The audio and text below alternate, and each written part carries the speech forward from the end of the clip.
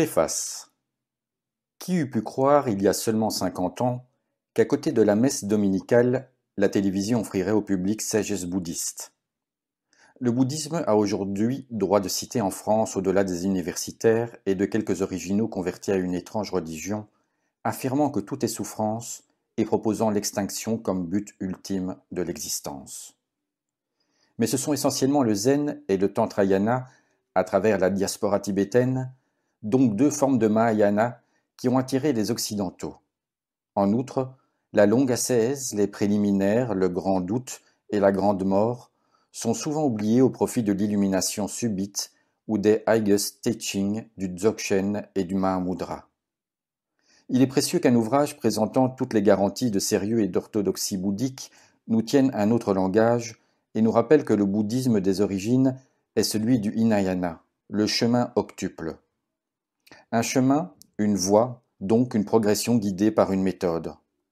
Et il n'est pas seulement question de nirvana et de non-dualité, mais de discipline quotidienne. Parole juste, samyak en sanskrit, sama en pali, qu'on pourrait traduire aussi par impeccable, moyen d'existence juste, effort juste, éclairé par la vue juste, celle de la sagesse. Par la suite, au fil des siècles, des développements nombreux, souvent remarquables, parfois en contradiction avec les sutras fondamentaux, sont venus compléter et amplifier la doctrine originelle. Le Bouddha historique a-t-il lui-même prononcé les enseignements qu'il est censé avoir donnés en marge des paroles recueillies juste après sa mort? Certains maîtres du Theravada en doutent, mais les vérités et les pratiques exposées dans les ouvrages que voici sont à l'origine de toutes les écoles ultérieures et elles demeurent vraies aujourd'hui comme il y a 2500 ans. L'approche radicale, rien à accomplir, nulle part où aller, ne convient pas à tous ceux qui présentent la possibilité d'un éveil ou d'une libération intime. Gautama Sakyamuni, ayant atteint la plus haute possibilité d'accomplissement offerte à l'homme, a enseigné un chemin progressif, incluant recherche, compréhension, effort et persévérance. C'est ce chemin que nous propose avec ce livre Bhante Gunaratana, un maître du Hinayana particulièrement reconnu et respecté. Je suis convaincu que son témoignage sera précieux pour de nombreux lecteurs, même non bouddhistes. La paix du cœur, la lucidité, la compassion, la sagesse transcendante ne sont la propriété exclusive d'aucune religion ou tradition. Arnaud Desjardins. Introduction. Peu après la parution de Méditer au quotidien, un certain nombre de mes amis et de mes étudiants m'ont demandé d'écrire, dans un style aussi direct et simple, un livre sur le chemin du bonheur tracé par le Bouddha. Le présent ouvrage constitue ma réponse. Méditer au quotidien était un manuel de méditation, un guide pour ceux qui s'exercent à la pratique de l'attention par la méditation. Mais la méditation n'est qu'une partie des enseignements du Bouddha. L'attention peut grandement améliorer notre vie, mais le Bouddha nous a offert beaucoup plus. Il nous a laissé un guide complet pour parvenir au bonheur, dont il a résumé le contenu sous 8 aspects. Un simple petit effort pour incorporer ces 8 démarches dans notre vie nous rendra heureux. Un grand effort vous transformera et vous amènera aux états de félicité les plus élevés qu'il soit possible d'atteindre. Il est assez facile de se souvenir des 8 aspects de la voie du Bouddha, mais leur signification profonde demande une compréhension de nombreux points de l'enseignement qui leur sont reliés. Même ceux qui connaissent bien le chemin octuple peuvent ne pas se rendre compte combien il est central à tout l'enseignement ou à quel point il correspond à leur expérience.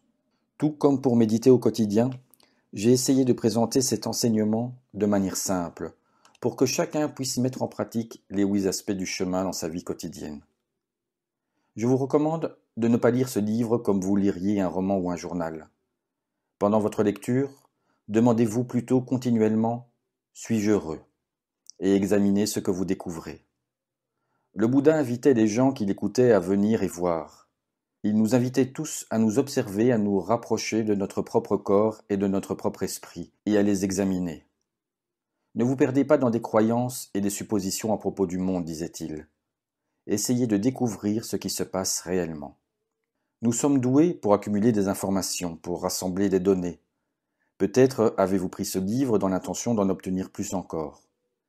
Si vous avez déjà lu des livres en vogue sur le bouddhisme, arrêtez-vous ici et demandez-vous ce que vous espérez trouver avec celui-ci.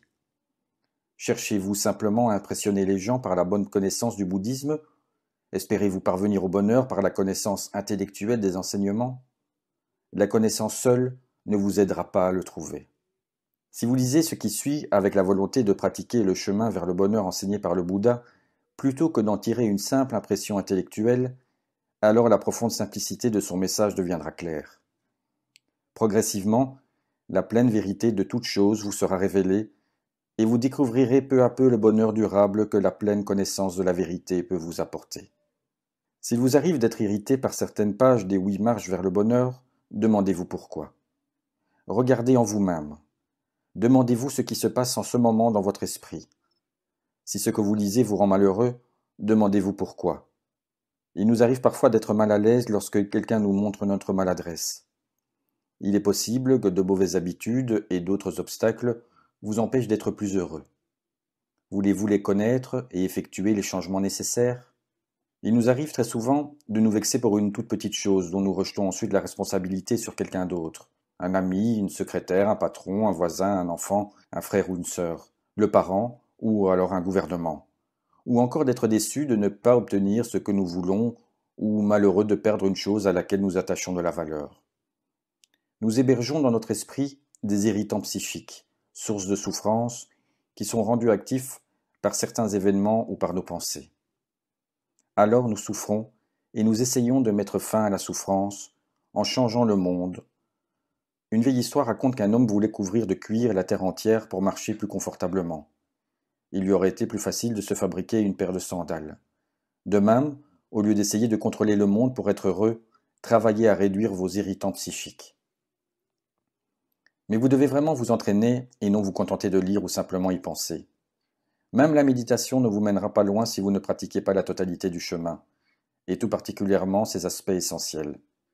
Développer la compréhension juste, faire des efforts importants et avisés, et entretenir une constante attention. Certains s'assoient sur leur coussin de méditation pendant des heures, pleins de colère, de fantasmes ou de soucis. Ensuite, ils disent « Je ne peux pas méditer, je ne peux pas me concentrer ». Vous portez le monde sur vos épaules pendant que vous méditez, et vous ne voulez pas le déposer. J'ai entendu dire qu'un de mes étudiants marchait le long de la route tout en lisant méditer au quotidien. Inconscient du lieu où il se trouvait, il fut heurté par une voiture. L'invitation du Bouddha à venir et voir demande que vous fassiez vôtre ce que vous lisez ici. Mettez en pratique les 8 aspects du chemin alors même que vous lisez. Ne vous laissez pas aveugler par vos soucis. Même si vous lisez ce livre 100 fois, il ne vous aidera pas, sauf si vous mettez en pratique ce qui est écrit.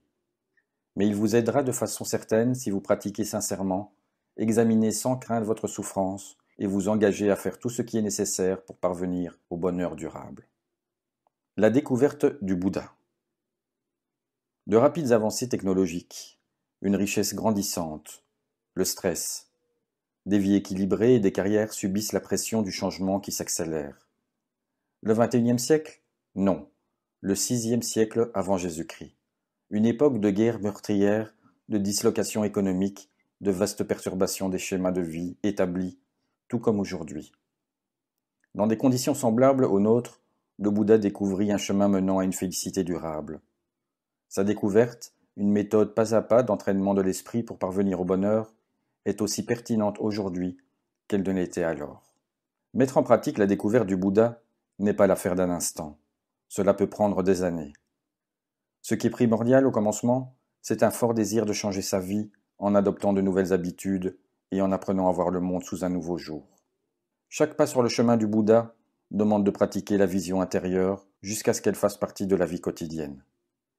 L'attention ou vision intérieure est une façon de s'entraîner pour devenir conscient des choses telles qu'elles sont réellement.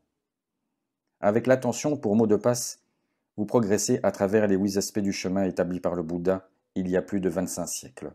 C'est une formation douce, progressive, sans brutalité pour mettre fin à l'insatisfaction.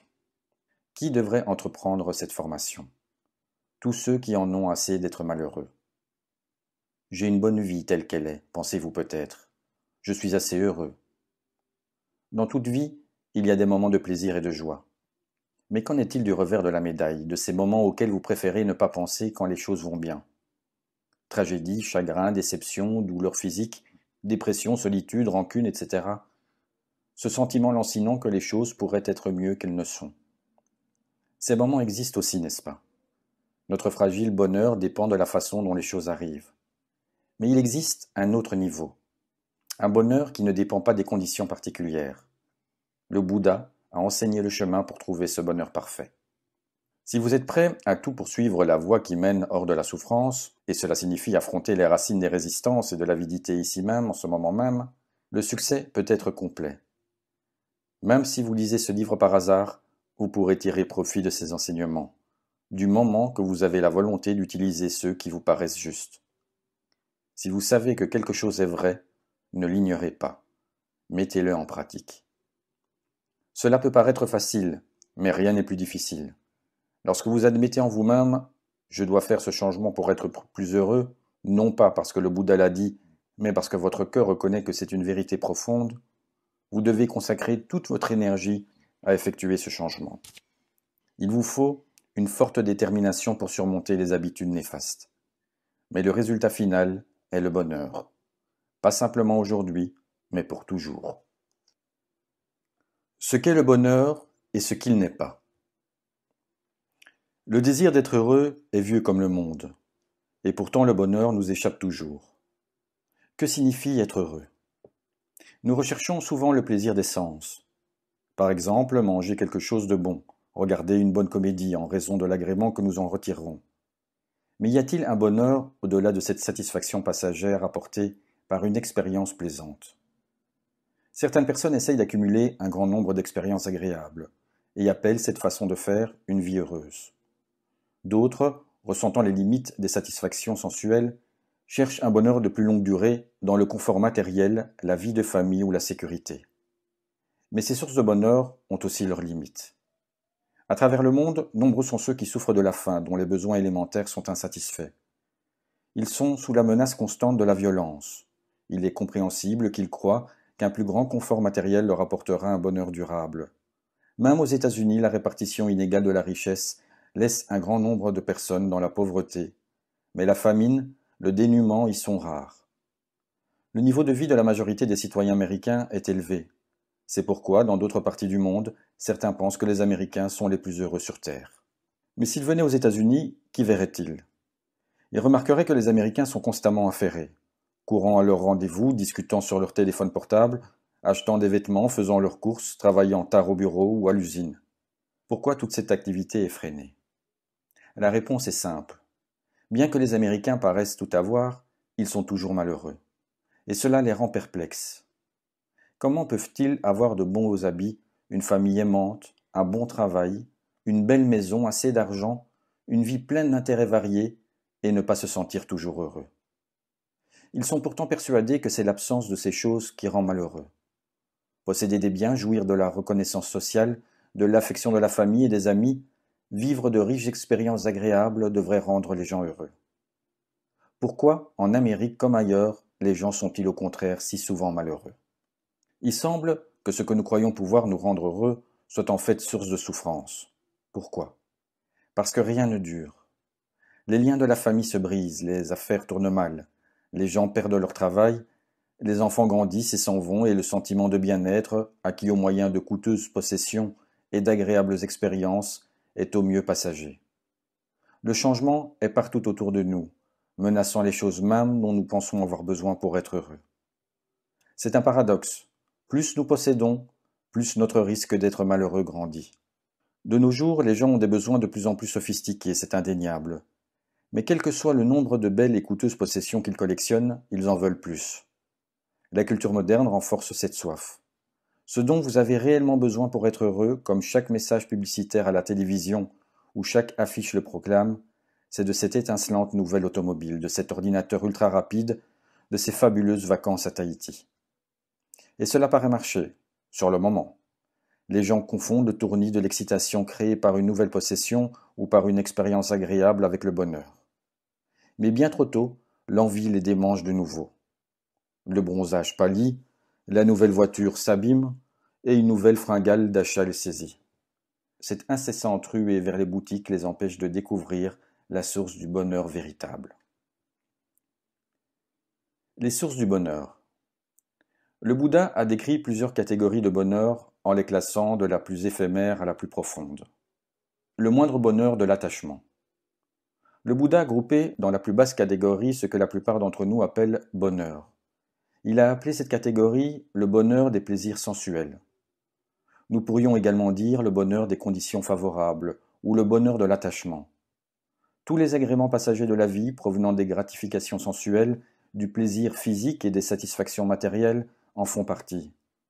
Le bonheur de posséder des richesses, de beaux vêtements, une nouvelle automobile ou une agréable demeure, le bonheur de voir de belles choses, d'écouter de belles musiques, de manger des mets savoureux, d'avoir de plaisantes conversations, le bonheur de peindre avec talent, de jouer du piano ou toute autre chose semblable, bonheur d'une vie familiale affectueuse.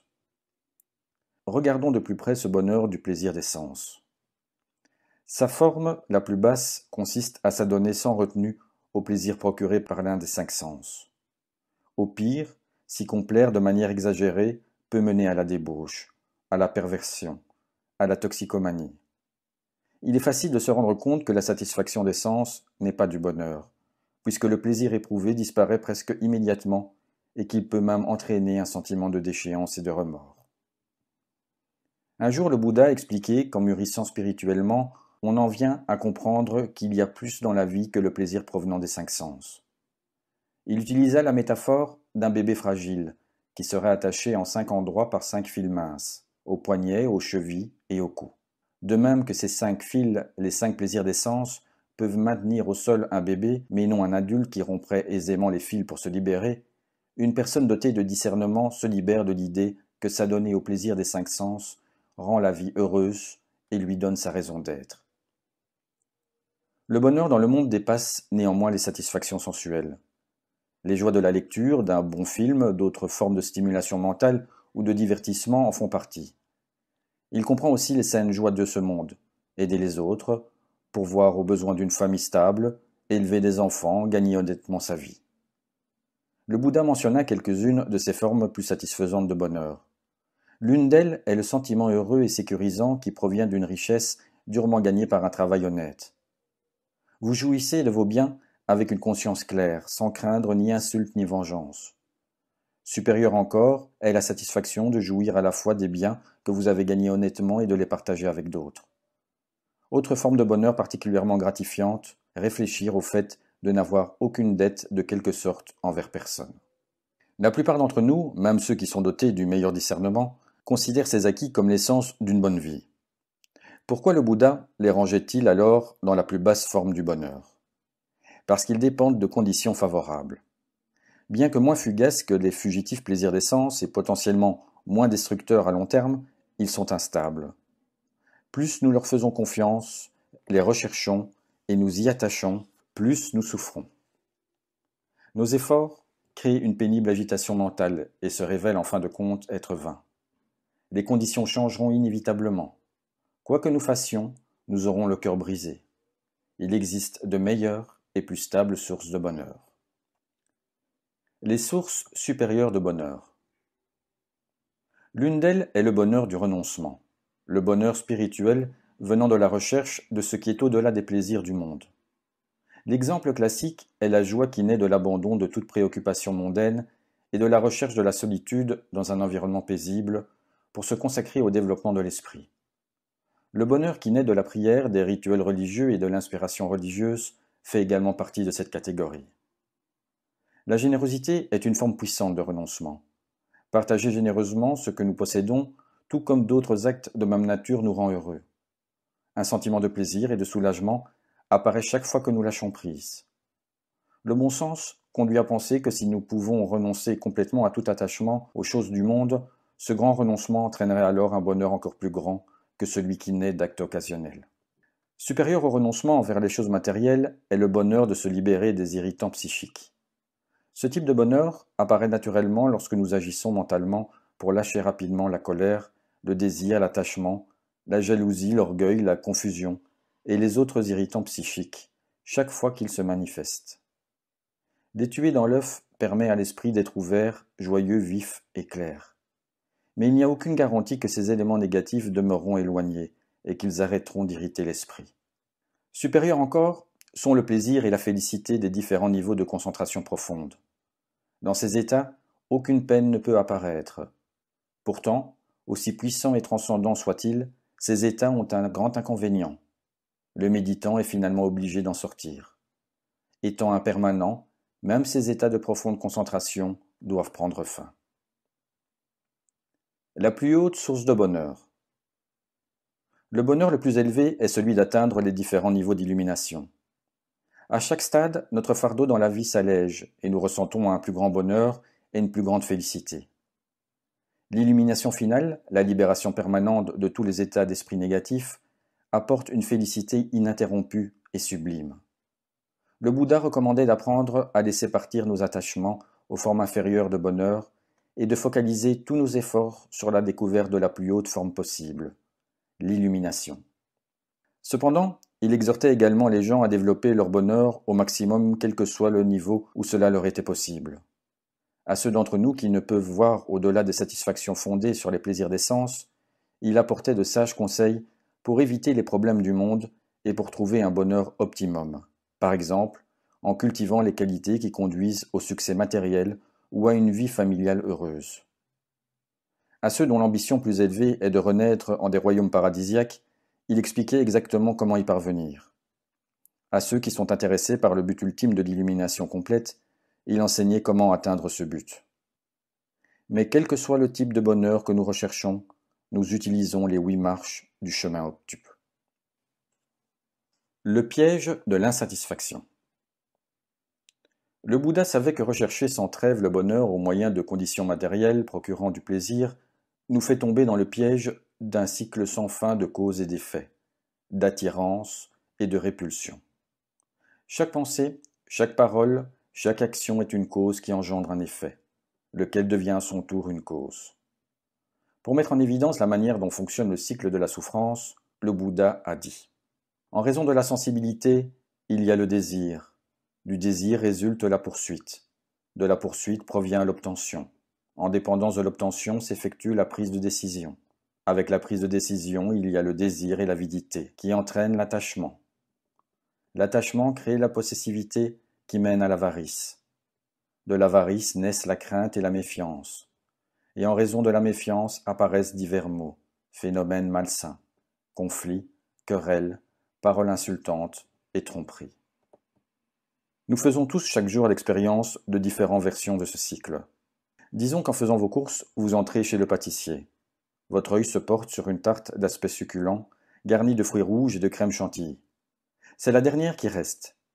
Bien qu'un instant seulement auparavant votre esprit ait été calme et content, cette vision, que le Bouddha appelle contact entre l'organe sensoriel et l'objet sensoriel, cause l'apparition d'une sensation agréable et de pensées plaisantes. À partir de cette agréable sensation, l'envie apparaît. Vous vous dites « des fraises avec de la vraie crème chantilly ». Votre esprit continue sur ce ton et amplifie ses agréables pensées. Une tarte aux fraises, c'est si bon, et comme elle sent bon, et cette chantilly si douce aux lèvres et à la langue. Une décision s'ensuit. Il me faut cette tarte. Maintenant arrive l'attachement. Cette tarte est à moi. Peut-être remarquerez-vous un peu plus d'aversion au moment où votre esprit hésite quelques instants, en considérant les effets négatifs de la tarte sur votre tour de taille ou sur votre porte-monnaie. Soudain, vous remarquez qu'une autre personne s'est arrêtée et qu'elle admire aussi cette tarte. Votre tarte. Dans un accès de possessivité, vous l'attrapez, vous vous précipitez à la caisse pour payer, pendant que l'autre client vous suit des yeux d'un air furieux. Dans le cas peu probable où ce dernier vous suivrait jusqu'à votre place de parking et essayerait de vous délester de votre tarte, imaginez quelles actions malheureuses pourraient s'en suivre. Des insultes probablement, peut-être même une empoignade. Mais même si aucune confrontation directe n'a lieu, vos actions auront conduit une autre personne à développer des pensées négatives et à vous juger plein d'avidité. Votre contentement mental a également disparu. Une fois que le désir apparaît dans l'esprit, un comportement égoïste et possessif est généralement inévitable. Habités par notre pulsion pour un simple petit plaisir, une tarte aux fraises, nous pouvons agir brutalement et risquer de nous faire un ennemi. Lorsque le désir se porte sur quelque chose de plus important, par exemple les bijoux d'une autre personne ou une relation sexuelle adultère, les enjeux sont beaucoup plus élevés. Une grande violence et une souffrance sans fin peuvent en résulter. Si nous pouvions renverser cet enchaînement en partant de notre comportement négatif et en remontant pas à pas jusqu'à ses causes émotionnelles et mentales, nous aurions la possibilité d'éliminer notre souffrance à sa source. C'est du simple bon sens de constater qu'une fois notre avidité et notre possessivité balayées, complètement éliminées, le bonheur est assuré. Peut-être n'avons-nous aucune idée de la façon d'accomplir un tel exploit, mais lorsque nous nous rendons compte de ce que nous avons à faire, nous avons commencé notre voyage. L'entraînement progressif. Vous voyez maintenant pourquoi nous disons que le vrai bonheur ne peut venir que de l'élimination du désir. Même s'il est irréaliste d'espérer atteindre le bonheur suprême, nous tirerons néanmoins un bienfait en réduisant la force du désir. Plus nous abandonnons l'avidité, plus nous nous sentons heureux. Mais comment réduire le désir? L'idée de le diminuer, et plus encore de le déraciner, peut paraître décourageante. Si vous pensez que faire l'effort de rejeter l'existence même du désir par un pur effort de volonté se terminera en frustration, vous avez raison. Le Bouddha a proposé une meilleure solution, l'entraînement progressif du chemin octuple. Le chemin de développement progressif du Bouddha agit sur tous les aspects de votre vie. Le processus commence à n'importe quel stade, à n'importe quel moment. Vous démarrez où que vous en soyez et avancez pas à pas. Chaque changement salutaire de comportement ou de compréhension se cumulera avec le précédent. Parmi les foules de gens qui entendirent le Bouddha enseigner, certains avaient des esprits si réceptifs qu'ils parvinrent à un bonheur durable après avoir entendu ses instructions progressives une seule fois. D'autres étaient à ce point près qu'en entendant seulement l'enseignement le plus élevé des 4 nobles vérités, leur esprit fut complètement libéré. Mais la plupart des disciples du Bouddha furent obligés de se frayer leur chemin à travers l'enseignement, de maîtriser chaque étape avant de passer à la suivante. Il fallut des années à certains pour traverser certains obstacles à leur compréhension avant de pouvoir s'élever au niveau de questionnement suivant. Nous avons pour la plupart d'entre nous un gros travail personnel à effectuer pour nous dégager d'années d'attitudes et de comportements autodestructeurs. Nous devons travailler lentement sur le chemin d'entraînement progressif du Bouddha, avec beaucoup de patience et d'encouragement. Tout le monde n'obtient pas une complète compréhension du jour au lendemain. Nous arrivons tous avec des différences provenant de nos expériences antérieures et de l'intensité de notre effort pour progresser spirituellement. Le Bouddha était un enseignant profondément habile. Il savait que nous avions besoin d'une certaine clarté de base avant de pouvoir assimiler les enseignements les plus élevés. Son chemin octuple vers le bonheur est composé de 3 étapes qui reposent l'une sur l'autre: moralité, concentration et sagesse. La première étape, la moralité, consiste à adopter un noyau central de valeurs et à mener notre vie en conformité avec elles. Le Bouddha savait que penser, parler et agir dans le respect des valeurs morales constituent des préliminaires avant de pouvoir progresser vers un développement spirituel plus élevé. Mais évidemment, il nous faut déjà un peu de sagesse pour discerner ce qui est moral. Aussi, commença-t-il son enseignement en nous aidant à cultiver un niveau de base de compréhension juste, qui est la première marche, et de pensée juste, qui est la seconde marche. Ces capacités mentales nous aident à distinguer les pensées et actions morales et immorales, les comportements sains et ceux qui nous font du mal et en font à ceux qui nous entourent. À mesure que nous développons l'attitude mentale juste, nous pouvons commencer à mettre en œuvre notre compréhension progressive, en pratiquant la parole juste, qui est la 3e marche. L'action juste, la 4e marche, et les moyens d'existence juste, la 5e marche. Ces pratiques concrètes de bonne conduite morale aident à rendre notre esprit réceptif, à le libérer des obstacles, à le rendre joyeux et confiant. Lorsque l'agitation provenant des comportements destructeurs commence à s'estomper, la concentration peut apparaître. Il y a 3 étapes dans la concentration. La première est l'effort juste, qui est la 6e marche, qui apporte la focalisation mentale à tous les autres aspects du chemin. Cet effort est particulièrement nécessaire quand nous nous asseyons pour méditer et que de nombreuses pensées malsaines font irruption dans la conscience. Ensuite vient l'attention juste, qui est la 7e marche. Pour que l'attention soit présente, il est nécessaire qu'une certaine concentration saine existe à chaque moment, de façon que l'esprit puisse rester en contact avec les objets qui changent. La concentration juste, la 8e marche, nous permet de centrer l'esprit sur un objet ou une idée de manière ininterrompue. Comme il s'agit d'un état d'esprit positif, libéré de la colère ou de l'avidité, la concentration nous donne l'intensité mentale nécessaire pour voir en profondeur la vérité de notre situation. Avec la moralité comme fondation, la concentration apparaît. Avec la concentration, le 3e aspect du chemin du Bouddha, la sagesse, se développe. Cela nous ramène aux 2 premières marches sur le chemin, la compréhension juste et la pensée juste.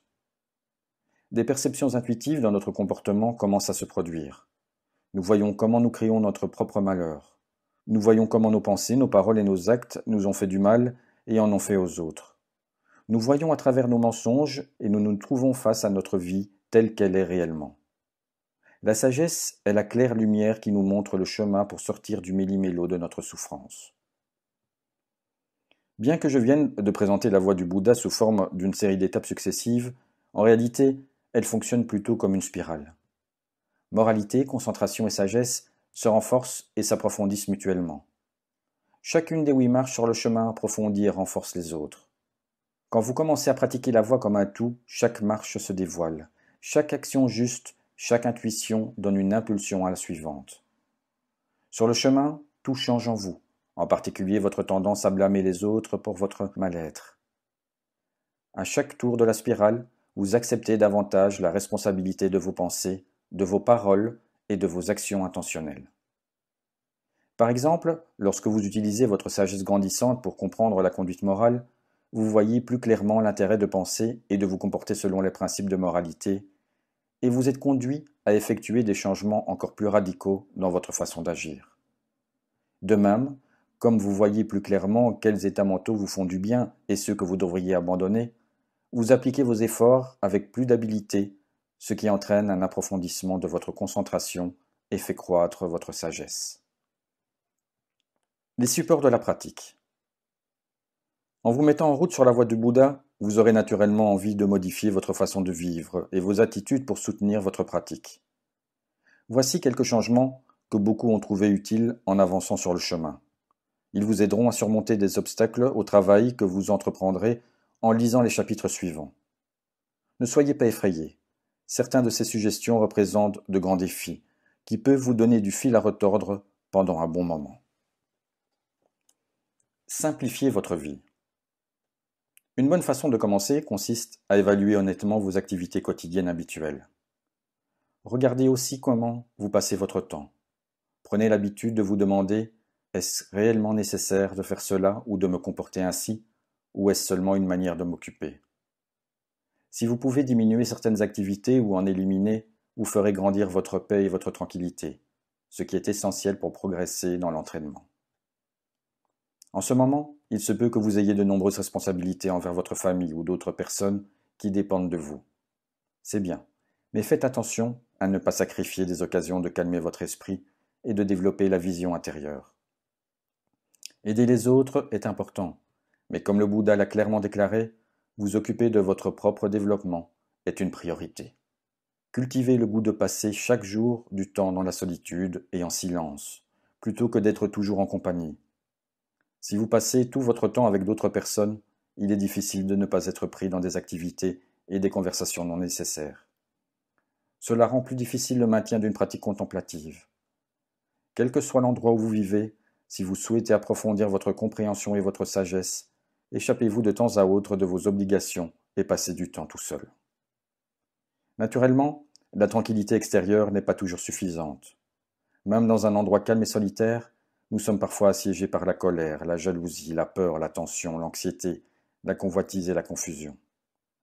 Mais nous avons aussi l'expérience de moments où notre esprit est complètement tranquille et paisible, malgré toute l'agitation qui règne autour de nous. Le Bouddha expliquait ce paradoxe. Si nous avons peu d'attachement et de désir, dit-il, nous pouvons vivre dans la solitude au milieu d'une foule. Nous pouvons nous défaire de notre sentiment de possession et de propriété. Mais nous sommes aussi attachés à ceux que nous aimons, à nos possessions, à nos emplois, à nos obligations et à nos liens, à nos points de vue et à nos opinions. À mesure que diminue notre saisie, nous nous rapprochons de la liberté intérieure, qui est l'essence de la solitude.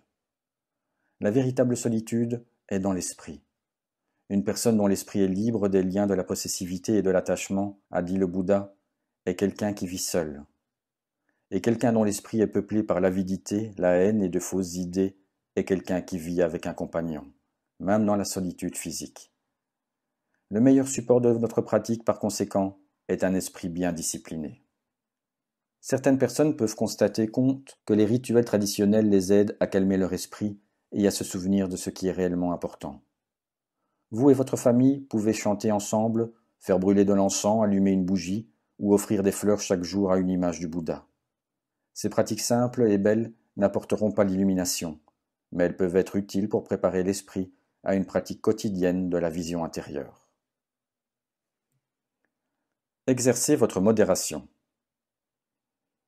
Une vie bien disciplinée peut aussi être une source de bonheur. Portez un regard impartial sur votre cadre de vie. Si votre chambre est jonchée de linge sale, si votre bureau est un vrai fouillis de livres, de papiers, de disquettes et de vieux magazines, et si la vaisselle de la semaine dernière est encore dans l'évier, comment aurez-vous la capacité d'organiser votre esprit? La pratique se développe de l'extérieur vers l'intérieur. Commencez par nettoyer votre maison, puis allez à l'intérieur pour balayer la poussière de l'attachement, de la haine et de l'ignorance. Un corps en bonne santé est également bénéfique à la pratique. Le yoga et d'autres formes d'exercice contribuent à votre santé mentale. Effectuez au minimum une longue marche chaque jour. La marche est à la fois un bon exercice et une occasion de pratiquer l'attention dans la solitude et le silence. Une nourriture saine et modérée est aussi un support de la pratique spirituelle. En mangeant un bon petit déjeuner, un déjeuner raisonnablement copieux et un dîner léger, vous vous sentirez à l'aise le lendemain matin.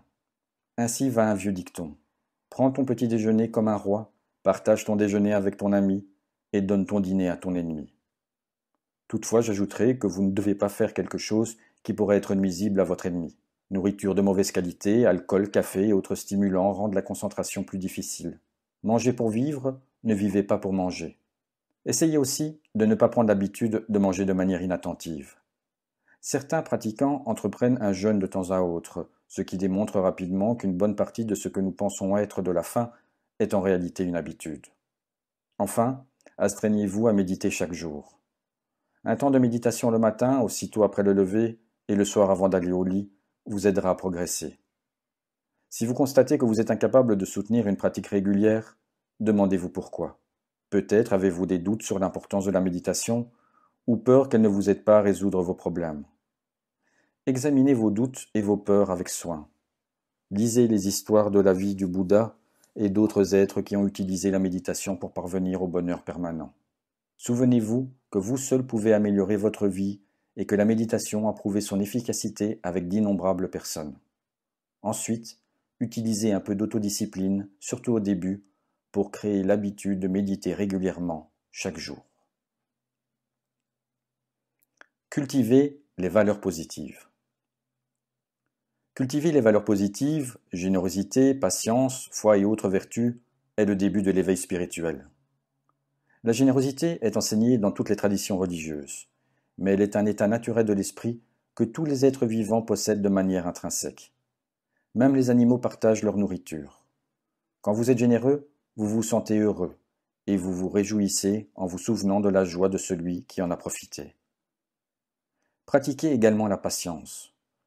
Être patient ne signifie pas lâcher la bride sur le cou à quelqu'un pour qu'il vous fasse du mal, mais attendre votre heure et vous exprimer utilement, au bon moment, au bon endroit, avec des mots et une attitude juste. Si vous laissez impatiemment échapper votre réaction, vous risquez de regretter vos paroles et de faire du mal. Être patient signifie aussi essayer de comprendre les autres au mieux de vos possibilités. Compréhension erronée, mauvaise interprétation et suspicion font du mal et sont des sources de souffrance. Souvenez-vous que les autres ont autant de problèmes que vous, peut-être plus. Parfois, des gens très bons se trouvent placés au mauvais endroit et disent ou font des choses irréfléchies. Si malgré la provocation vous conservez votre patience, vous pouvez éviter de vous fâcher et votre compréhension de la nature humaine s'approfondira. Essayez aussi de ne pas incriminer les autres pour votre souffrance, ni d'attendre qu'ils vous rendent heureux. Regardez en vous-même, découvrez pourquoi vous êtes malheureux, et trouvez un moyen d'être content. Les gens malheureux ont tendance à rendre les autres malheureux. Mais si vous êtes entouré de gens malheureux, vous pouvez garder votre esprit en paix en le conservant aussi clair que possible. Et il est possible que votre patience et votre compréhension les réconfortent. Enfin, ayez foi en votre potentiel pour atteindre un bonheur durable. Cela inclut la confiance en votre instructeur spirituel, en vous-même, en votre travail, en vos amis et en l'avenir. Foi et confiance engendrent une attitude optimiste envers la vie. Vous pouvez accroître votre confiance en examinant votre propre expérience. Vous avez déjà des preuves de vos nombreuses capacités. Ayez foi de même en celles que vous n'avez pas encore manifestées. Trouvez un instructeur et explorez les enseignements. Un bon centre de méditation et un enseignant souhaitant sincèrement vous aider constituent d'importantes aides. Vous ne voulez pas d'un instructeur qui requiert votre soumission ou promette des pouvoirs magiques. Vous cherchez quelqu'un qui soit plus avancé que vous, dont la vie soit exemplaire, et avec qui vous puissiez développer une relation de longue durée. La voie du Bouddha peut prendre plusieurs années, dans certains cas plusieurs vies. Choisissez votre guide avec sagesse. Le Bouddha décrivait le parfait enseignant comme un bon ami. Une telle personne parle avec douceur, bonté et sincérité. Elle vous respecte, prend soin de vous et est compatissante. Un bon ami ne vous demande jamais de faire quelque chose de mal, mais vous encourage à faire ce qui est juste et vous aide chaque fois que vous en avez besoin. Un bon ami connaît les enseignements et est plein de ressources, prêt à partager son savoir avec vous sans hésitation. Observez attentivement un instructeur potentiel. Les actes sont plus importants que les paroles. Un contact quotidien avec quelqu'un qui a suivi la voie du Bouddha pendant au moins 10 ans est une bonne façon de voir par vous-même si les enseignements sont efficaces. Méfiez-vous des enseignants qui demandent une rémunération élevée. Ils peuvent porter plus d'intérêt à votre argent qu'à votre développement spirituel.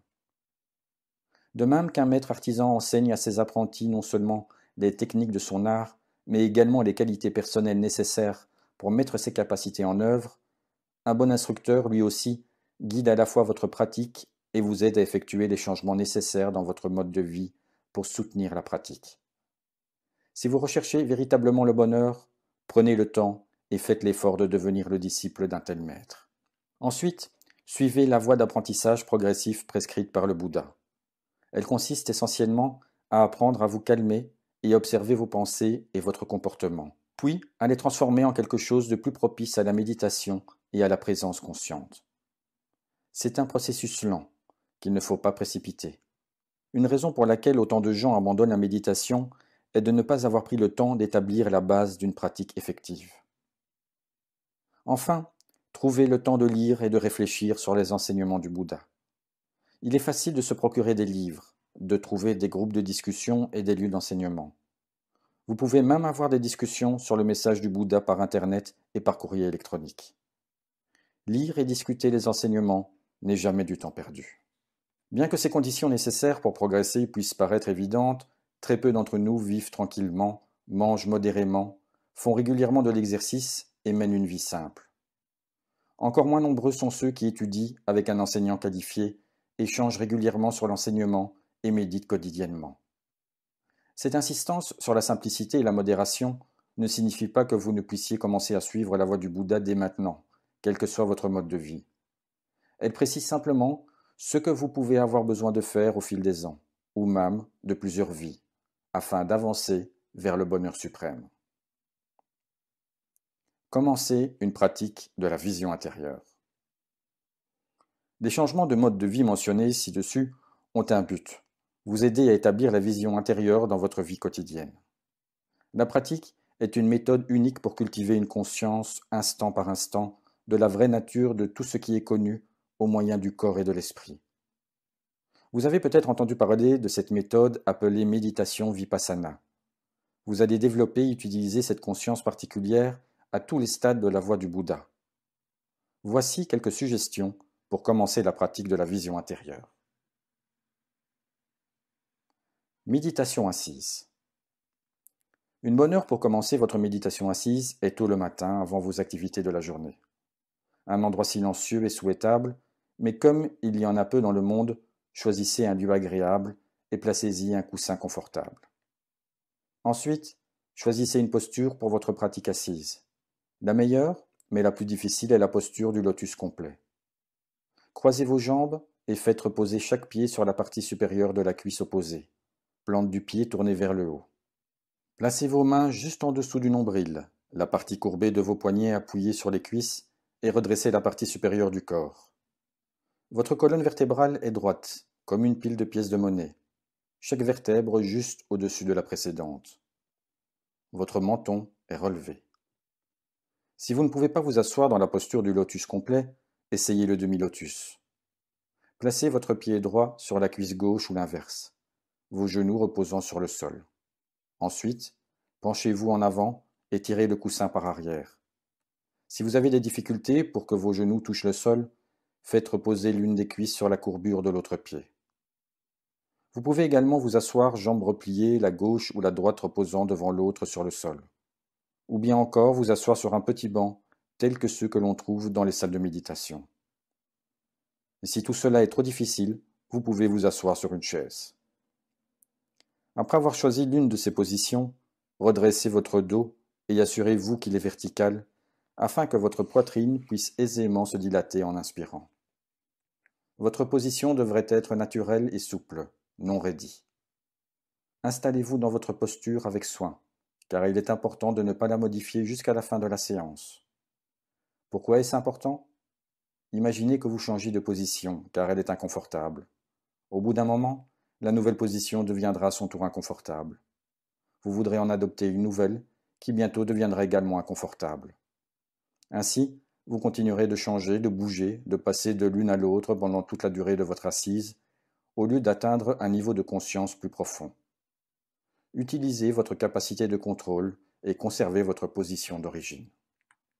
Au début de la séance, déterminez la durée de votre assise. Si vous n'avez jamais médité, commencez par environ 20 minutes.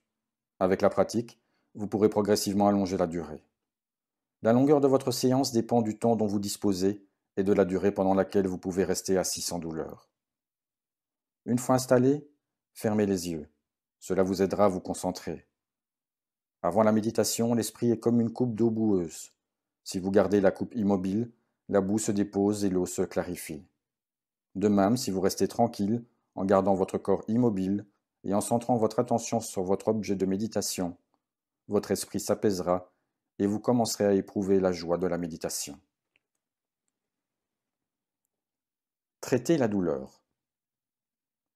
Supposons que vous ayez suivi les instructions concernant la posture et que vous vous soyez assis dans la position la plus confortable pour vous. Rapidement, vous vous rendez compte que votre sensation confortable a disparu. Maintenant vous avez mal, et vous perdez votre détermination première, votre patience et votre enthousiasme pour pratiquer la méditation assise. Cela peut être décourageant, mais soyez assuré que votre douleur est principalement due au manque de pratique. En pratiquant, la douleur diminue, et il est également plus facile de la supporter. Par conséquent, utilisez la douleur comme un signal pour renouveler votre détermination à pratiquer davantage. Si la douleur survient en raison d'un problème physique, par exemple un disque vertébral déboîté ou une blessure antérieure, vous devez alors changer de posture. Peut-être aller vous asseoir sur un banc ou sur une chaise. Mais si la douleur se produit dans une zone du corps normale et saine, je vous suggère d'essayer ce qui suit. La manière la plus efficace, mais la plus difficile de traiter la douleur est de l'observer. Soyez avec la douleur. Fondez-vous en elle. Ressentez-la sans y penser comme étant ma douleur, mon genou, mon cou. Observez simplement la douleur de près et voyez ce qui lui arrive. Au début, la douleur peut devenir plus forte et faire peur. Par exemple, votre genou peut commencer à faire si mal que vous avez peur de perdre votre jambe. Il aura la gangrène et devra être amputé. Et vous voilà en train de vous demander comment vous vous débrouillerez avec une seule jambe.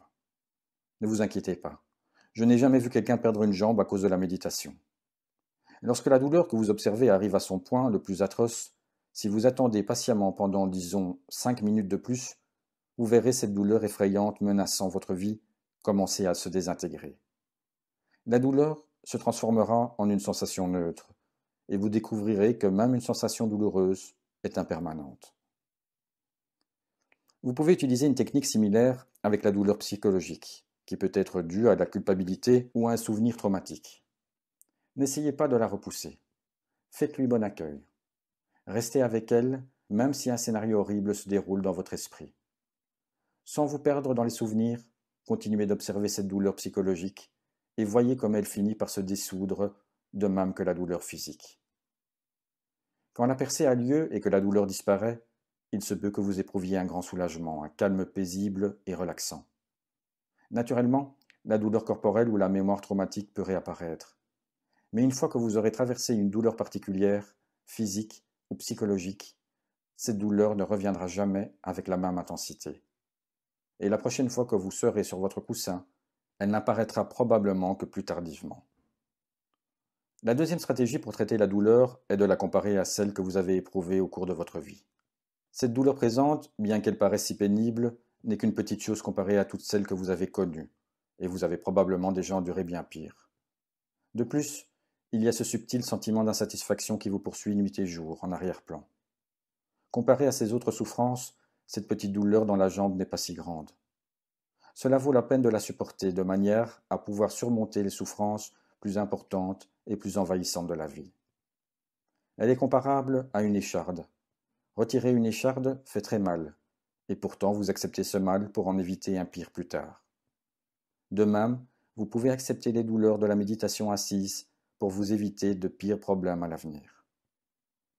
Une autre approche est de penser aux souffrances que d'autres endurent. En ce moment même, de nombreuses personnes souffrent physiquement et psychologiquement à cause d'une maladie, d'une vulnérabilité, d'une séparation de ceux qu'elles aiment ou d'autres problèmes graves. Rappelez-vous que, comparativement à toutes ces misères, votre douleur n'est pas si terrible. La quatrième approche est d'ignorer la douleur. Vous portez délibérément votre attention sur la respiration. Vous pouvez, pour vous aider à y rester, respirer rapidement plusieurs fois. Enfin, ma dernière suggestion, seulement lorsque tout cela a échoué, est de bouger, mais avec beaucoup de circonspection. Faites doucement jouer les muscles pour voir si la douleur peut être diminuée avec un minimum de changement dans votre posture. Si la douleur est dans le dos, rendez-vous compte qu'il commence à être douloureux lorsque vous vous êtes affaissé vers l'avant. Si une tension apparaît dans le dos, effectuez d'abord une inspection mentale de votre posture. Détendez-vous et ensuite redressez-vous doucement. Les douleurs dans les chevilles et les genoux nécessitent une approche spéciale, car vous devez faire attention à ne pas créer une sensation nuisible au tendon. Si vous pensez que la douleur peut venir d'un tendon, essayez d'abord de contracter et de relaxer les muscles situés au-dessus et au-dessous de cette articulation, sans bouger ou modifier votre posture. Si cela n'apporte pas de soulagement, bougez doucement la jambe, juste assez pour soulager la tension et le tendon. Peut-être vous demandez-vous quelle peut être l'utilité de supporter la douleur. J'ai commencé cette pratique pour me débarrasser de ma souffrance, pourquoi devrais-je souffrir davantage pendant la méditation assise? Souvenez-vous alors qu'il s'agit d'une sorte de souffrance qui peut mener à la cessation de toute souffrance. Lorsque vous observez attentivement l'apparition et la disparition de la douleur et expérimentez la félicité qui suit sa disparition, votre confiance en votre capacité de supporter la douleur grandit. Plus important, votre expérience douloureuse étant volontaire et focalisée, elle constitue un bon terrain d'entraînement. Vous effectuez une percée à travers votre résistance aux plus grandes souffrances de la vie. Soyez patient. Peut-être n'aviez-vous encore jamais pris une posture de méditation, ou bien seulement occasionnellement. Peut-être avez-vous l'habitude de vous asseoir sur des chaises ou des fauteuils. Il est naturel que vous ressentiez quelques douleurs quand vous vous asseyez par terre la première fois. N'avez-vous jamais escaladé une montagne? N'êtes-vous jamais monté à cheval? Vous souvenez-vous de ce que ressentait votre corps la première fois, ou à quel point il était douloureux le lendemain? Pourtant, si vous escaladez des montagnes ou montez à cheval chaque jour, vous y prenez plaisir rapidement sans douleur. Il en va de même avec la méditation. Vous devez simplement continuer et continuer encore de méditer en vous asseyant chaque jour dans la même posture. Concentrez votre esprit. Une bonne façon de calmer l'esprit est de le centrer sur la respiration. La respiration est facile à trouver. Vous n'avez pas un gros effort à faire pour y parvenir. Elle entre et sort constamment par les narines. Elle n'est impliquée dans aucune émotion, aucun raisonnement, aucune décision. Conserver l'esprit sur la respiration est une bonne façon de cultiver un état d'esprit neutre. Il est bon de commencer chaque méditation avec des pensées d'amitié bienveillante. Certaines personnes ont parfois la capacité de se connecter directement à de telles pensées et de les adresser à tous les êtres vivants. Mais le plus souvent, une méthode est nécessaire pour y parvenir. Commencez par diriger vos pensées bienveillantes vers vous-même, puis élargissez le cercle des destinataires lentement, jusqu'à inclure tous les êtres vivants. Je recommande de réciter mentalement ou à haute voix le texte suivant. Puisse-je être bien portant, heureux et en paix. Puisse-t-il ne m'arriver aucun mal. Puisse-je ne rencontrer aucune difficulté, aucun problème, et toujours connaître le succès. Puisse-je aussi être patient, courageux, compréhensif et déterminé à affronter et à surmonter les difficultés, les problèmes et les échecs inévitables dans la vie.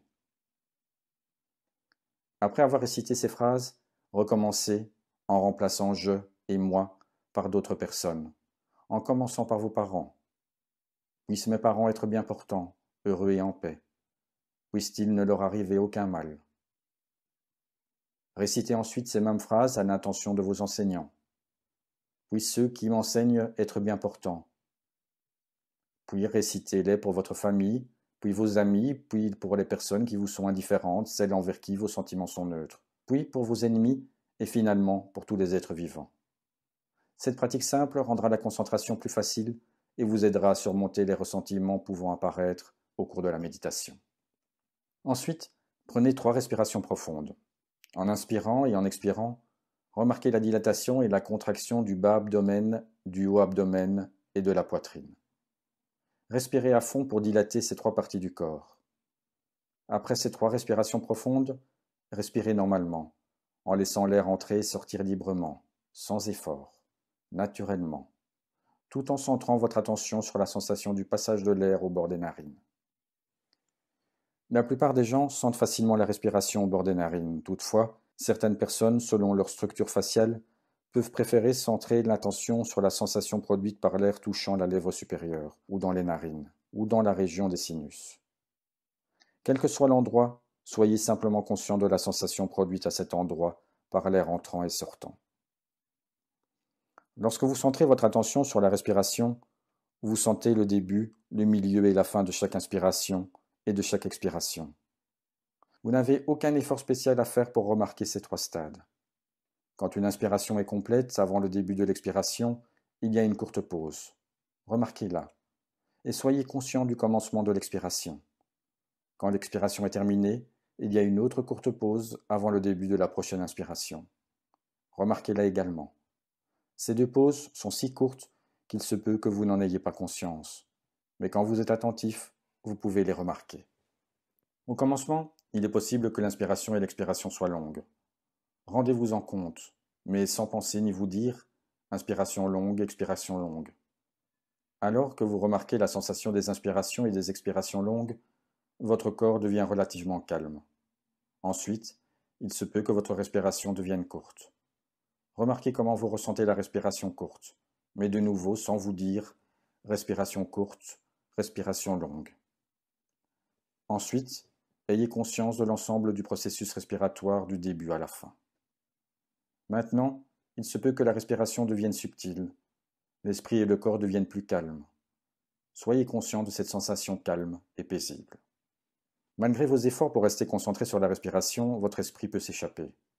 Vous allez peut-être vous retrouver en train de vous souvenir d'endroits que vous avez visités, de personnes que vous avez rencontrées, d'amis que vous n'avez pas vus depuis longtemps, d'un livre que vous avez lu dans le temps, du goût de la nourriture que vous avez mangée hier.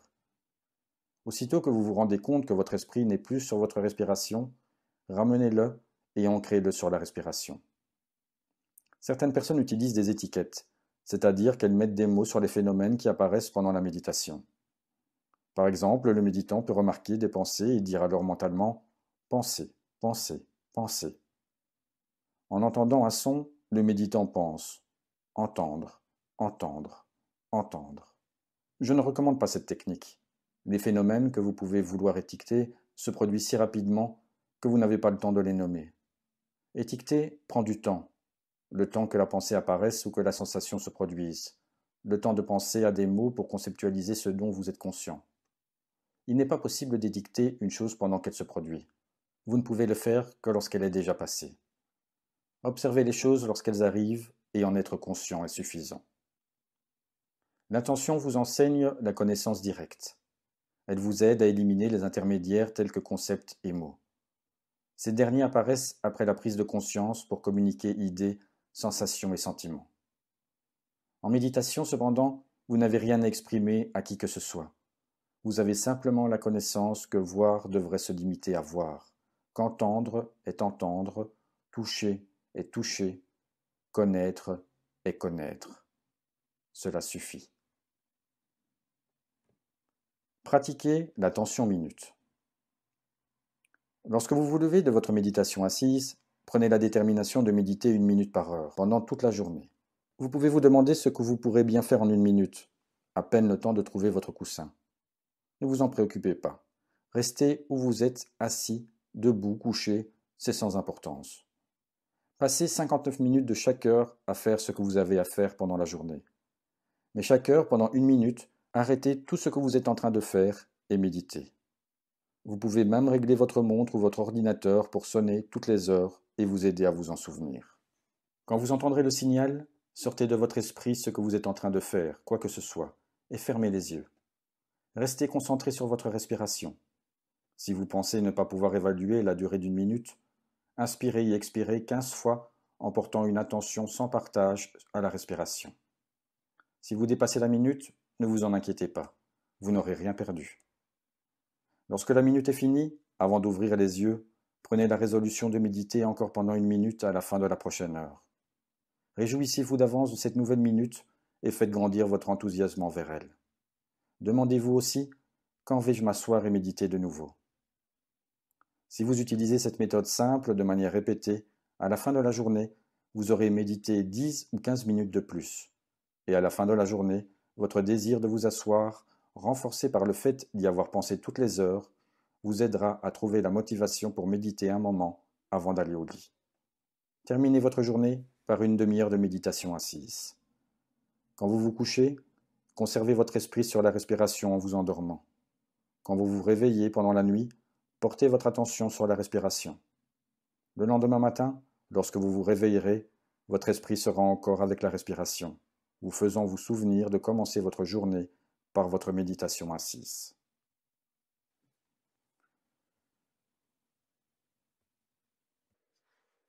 Première marche, la compréhension juste. Nombreux parmi nous sont ceux qui connaissent l'histoire de la vie du Bouddha. Nous savons que le prince Siddhartha quitta le luxueux palais de son père, renonça à son foyer pour adopter la vie errante du chercheur spirituel, et qu'il atteignit l'illumination après des années de pratique rigoureuse, alors qu'il méditait sous l'arbre de la Bodhi. Au sortir de sa méditation, il marcha jusqu'à la ville de Bénarès, maintenant nommée Varanasi. En ce lieu, dans le parc aux gazelles, il enseigna pour la première fois ce qu'il avait découvert, le chemin qui mène au bonheur permanent. Son message était simple, mais profond. Ni une vie consacrée au plaisir des sens, ni une vie d'ascétisme mortifiant ne peuvent apporter le bonheur. Seul un chemin médian évitant ces deux extrêmes peut apporter la paix de l'esprit, la sagesse et la libération complète des insatisfactions de la vie. Traditionnellement, le message du Bouddha est connu comme les 4 nobles vérités. La dernière d'entre elles expose les 8 marches du chemin du bonheur pour parvenir au juste perfectionnement de notre compréhension, notre pensée, notre parole, notre action, nos moyens d'existence, notre effort, notre attention et notre concentration. Dans ce chapitre et dans les suivants, nous examinerons ces 8 marches en détail. Vous remarquerez que 3 aspects, la compréhension, l'effort et l'attention, apparaissent de manière répétée. Il s'agit de points essentiels du chemin, où tout est interdépendant, mais où rien ne fonctionne sans une forte dose de compréhension, d'effort et d'attention. Vous avancez sur ce chemin en portant une conscience attentive sur tous les aspects de votre vie quotidienne, en travaillant continuellement à la rendre plus saine au moyen d'une compréhension juste.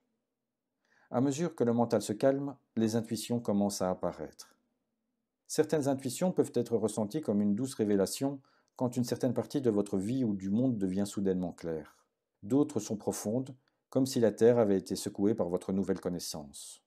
Une impression de libération peut apparaître suivie d'un puissant sentiment de bien-être ou de félicité pouvant durer pendant des heures ou même des jours. Ces merveilleuses expériences ne sont pas l'illumination. Elles donnent juste une idée de ce que l'illumination complète pourrait être. Mais un moment peut venir où tous les facteurs des huit marches sont en place. La moralité a été rendue parfaite, la concentration est profonde et forte, l'esprit est vif et clair. Alors, une intuition extrêmement profonde peut se produire. L'intuition que toute expérience est impersonnelle et impermanente, à tout point de vue, et que rien ne mérite de s'y attacher. À ce moment, tous vos doutes disparaissent et votre vision du monde change. À partir de cet instant, vous marchez sur le chemin à un niveau entièrement nouveau. Précédemment, il vous fallait une bonne et claire compréhension intellectuelle de la manière dont tous les aspects du chemin s'articulent et fonctionnent ensemble. Après cette profonde intuition, votre compréhension atteint un niveau supérieur appelé supramondain, et vous avancez avec une confiance suprême. Vous savez que quoi qu'il arrive, vous atteindrez votre but. Quoi que nous fassions, la première chose est de savoir pourquoi nous le faisons. C'est pourquoi le Bouddha a fait de la compréhension juste le premier pas de son chemin vers le bonheur. Il voulait que nous comprenions que la voie bouddhique n'est pas une théorie abstraite, une sorte de promesse d'être bon pour obtenir une récompense, ni un code de conduite mystérieux que nous devrions suivre pour appartenir à une société secrète. Plus exactement, le chemin du Bouddha est fondé sur le bon sens et sur l'observation attentive de la réalité. Il savait que si nous ouvrons nos yeux et regardons attentivement notre vie, nous comprendrons que les choix que nous faisons conduisent soit au bonheur, soit au malheur. Une fois ce principe pleinement compris, nous ferons de bons choix parce que nous voulons être heureux. Comme le Bouddha l'a expliqué, la compréhension juste comporte deux parties. Comprendre la cause et l'effet et comprendre les quatre nobles vérités. Comprendre la cause et l'effet. Les bouddhistes peuvent dire que des actions sont justes ou injustes, bonnes ou mauvaises, morales ou immorales. Mais en esprit, ils donnent à ces adjectifs un sens quelque peu différent de celui qu'ils transmettent généralement. Habile ou malhabile fait probablement mieux comprendre leur idée. À la base de la moralité bouddhique se trouve la notion que l'action malhabile entraîne des conséquences malheureuses, alors qu'agir habilement produit des résultats heureux. Ce simple principe de cause à effet est un aspect de ce que les bouddhistes appellent karma. Même si des actions malhabiles peuvent apporter une joie temporaire, quand par exemple le trafiquant de drogue tire plaisir de sa nouvelle automobile rutilante, ou lorsque vous ressentez une satisfaction d'amour-propre en faisant souffrir quelqu'un qui vous a blessé, le Bouddha insistait sur le fait que les mauvaises actions engendrent toujours le mal. Nos propres observations confirment cette vérité. Parfois, ce mal n'est pas visible, comme dans le cas de la souffrance mentale due à la culpabilité et au remords. D'autres maux ne se manifestent pas immédiatement. Les résultats des actions habiles et malhabiles, a expliqué le Bouddha, peuvent atteindre quelqu'un et d'éloigner, loin dans le futur, même au-delà de la vie présente. Il est possible que vous pensiez « je ne me fais pas de soucis pour une vie future, je veux simplement tirer ce que je peux de celle-ci ». Le Bouddha nous a conseillé de considérer les possibilités suivantes. Même s'il n'y a pas de vie future, accomplir des actions saines m'apportera du bonheur et une conscience claire dans cette vie-ci. Et s'il se trouve qu'il y a une vie future après la mort, je serai doublement récompensé, maintenant et plus tard encore. De l'autre côté, s'il n'y a pas de vie future, en agissant mal, je me sentirai misérable et coupable dans cette vie-ci. Et s'il y a réellement une vie future au-delà de la mort, je souffrirai encore à l'avenir. Ainsi, qu'il y ait une vie future ou non, abandonner ce qui est malsain et cultiver ce qui est sain garantit notre bonheur. Une fois que nous comprenons que tout ce que nous pensons, disons ou faisons est une cause qui a inévitablement un certain effet, maintenant ou dans le futur, nous voudrons naturellement penser, dire et faire des choses qui conduisent à des résultats positifs et éviter les pensées, paroles et actions qui entraînent des conséquences négatives. Reconnaître que les causes produisent toujours des conséquences nous aide à accepter celles des actions passées, ainsi qu'à concentrer notre attention pour faire des choix pouvant mener à une vie plus heureuse à l'avenir. Les actions habiles sont celles qui créent les causes du bonheur, par exemple celles qui sont motivées par l'amitié et bienveillance et la compassion. Toute action émanant d'un esprit qui n'est pas dominé en ce moment par le désir, la haine ou l'illusion mensongère apporte le bonheur à celui qui agit et à celui qui en est le destinataire. Une telle action est par conséquent habile ou juste. Supposons par exemple que vous cultiviez régulièrement la générosité et l'amitié bienveillance envers tous. Ce bon comportement est une cause. Quel en sera le résultat? Vous vous ferez de nombreux amis, beaucoup de gens éprouveront de l'affection pour vous, vous vous sentirez détendu et paisible. S'il arrive que des personnes autour de vous soient en colère ou malheureuses, vous ne serez pas comme elles. Votre comportement positif aura créé deux types de résultats immédiats. Le premier est intérieur, c'est la manière dont vous vous sentez. Comme vous avez été régulièrement généreux et bon, et avez réfléchi à vos actions généreuses et aimantes, votre esprit est paisible et heureux. Le second type est extérieur. On vous apprécie et on a de l'affection pour vous. Bien que ce soit certainement agréable, les résultats extérieurs sont moins importants que les premiers, car ils sont tributaires de la réaction d'autres personnes et par conséquent moins fiables. Lorsque nous comprenons ce principe, son contraire devient également clair. Le Bouddha a désigné 10 actions qui sont toujours malhabiles, car elles causent inévitablement de la souffrance.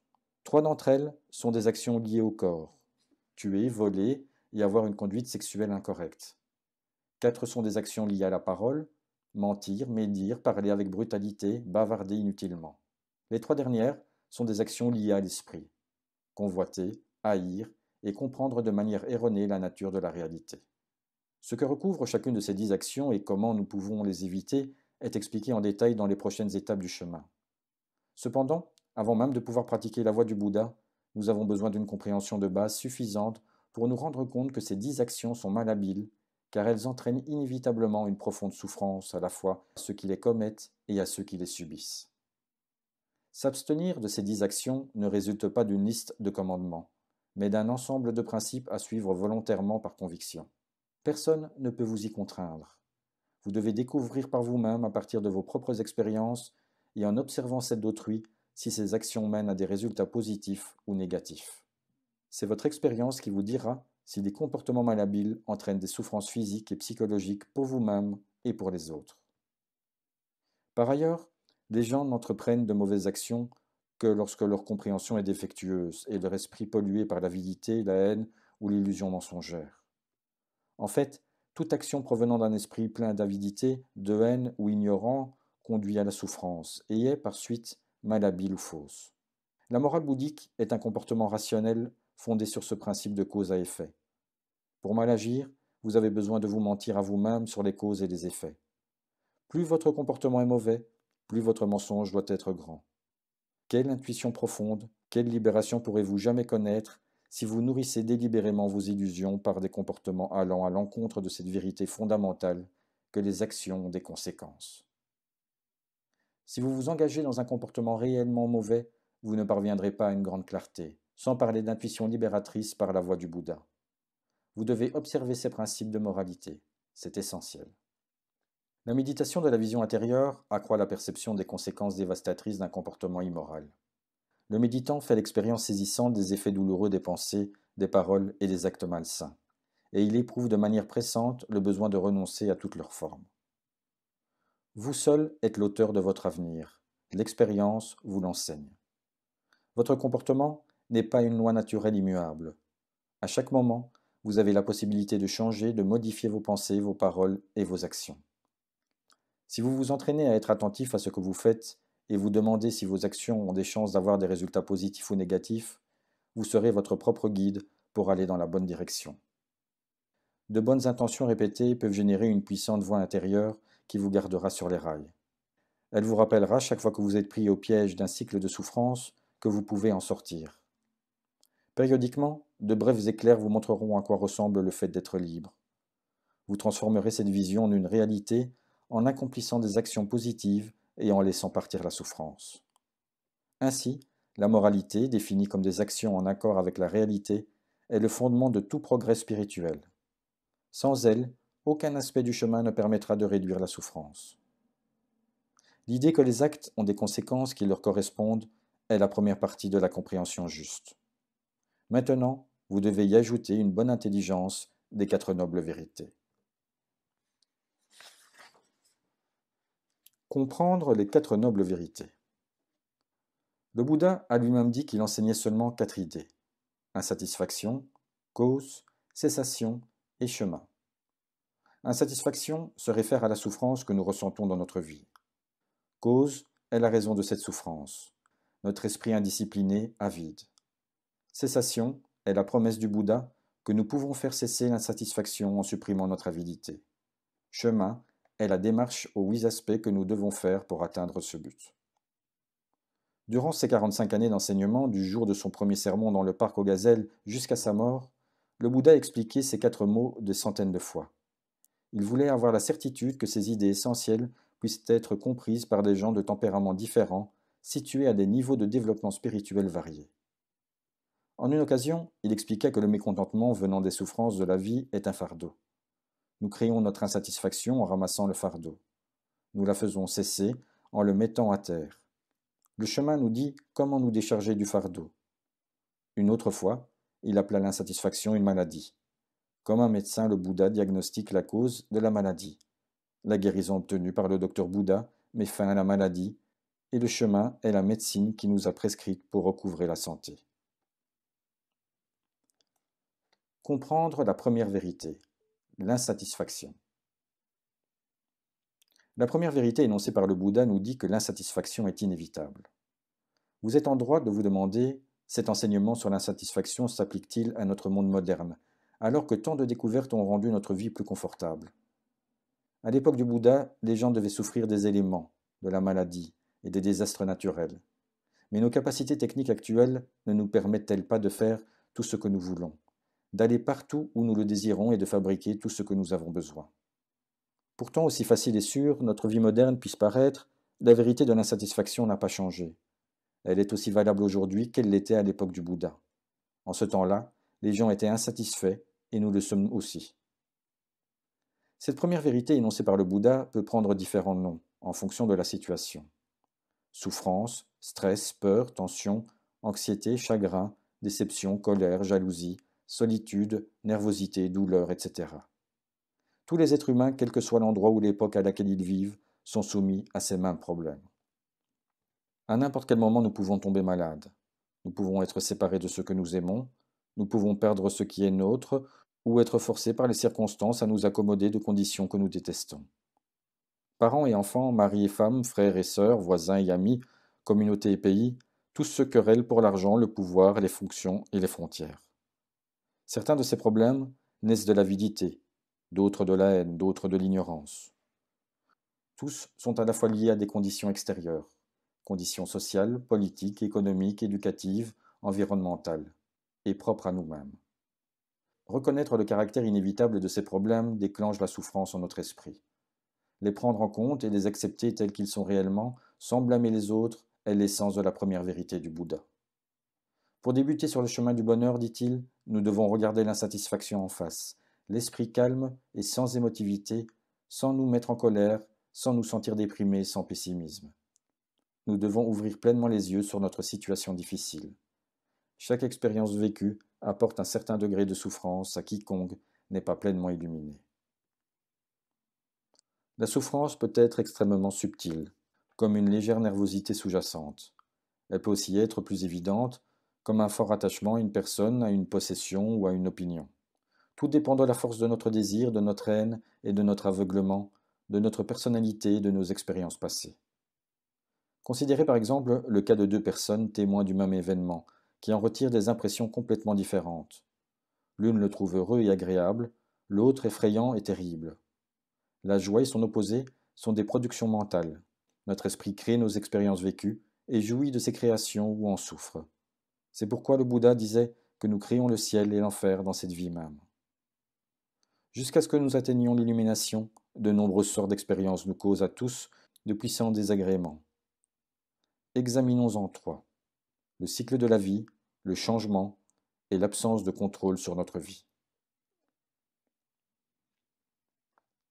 1. Le cycle de la vie.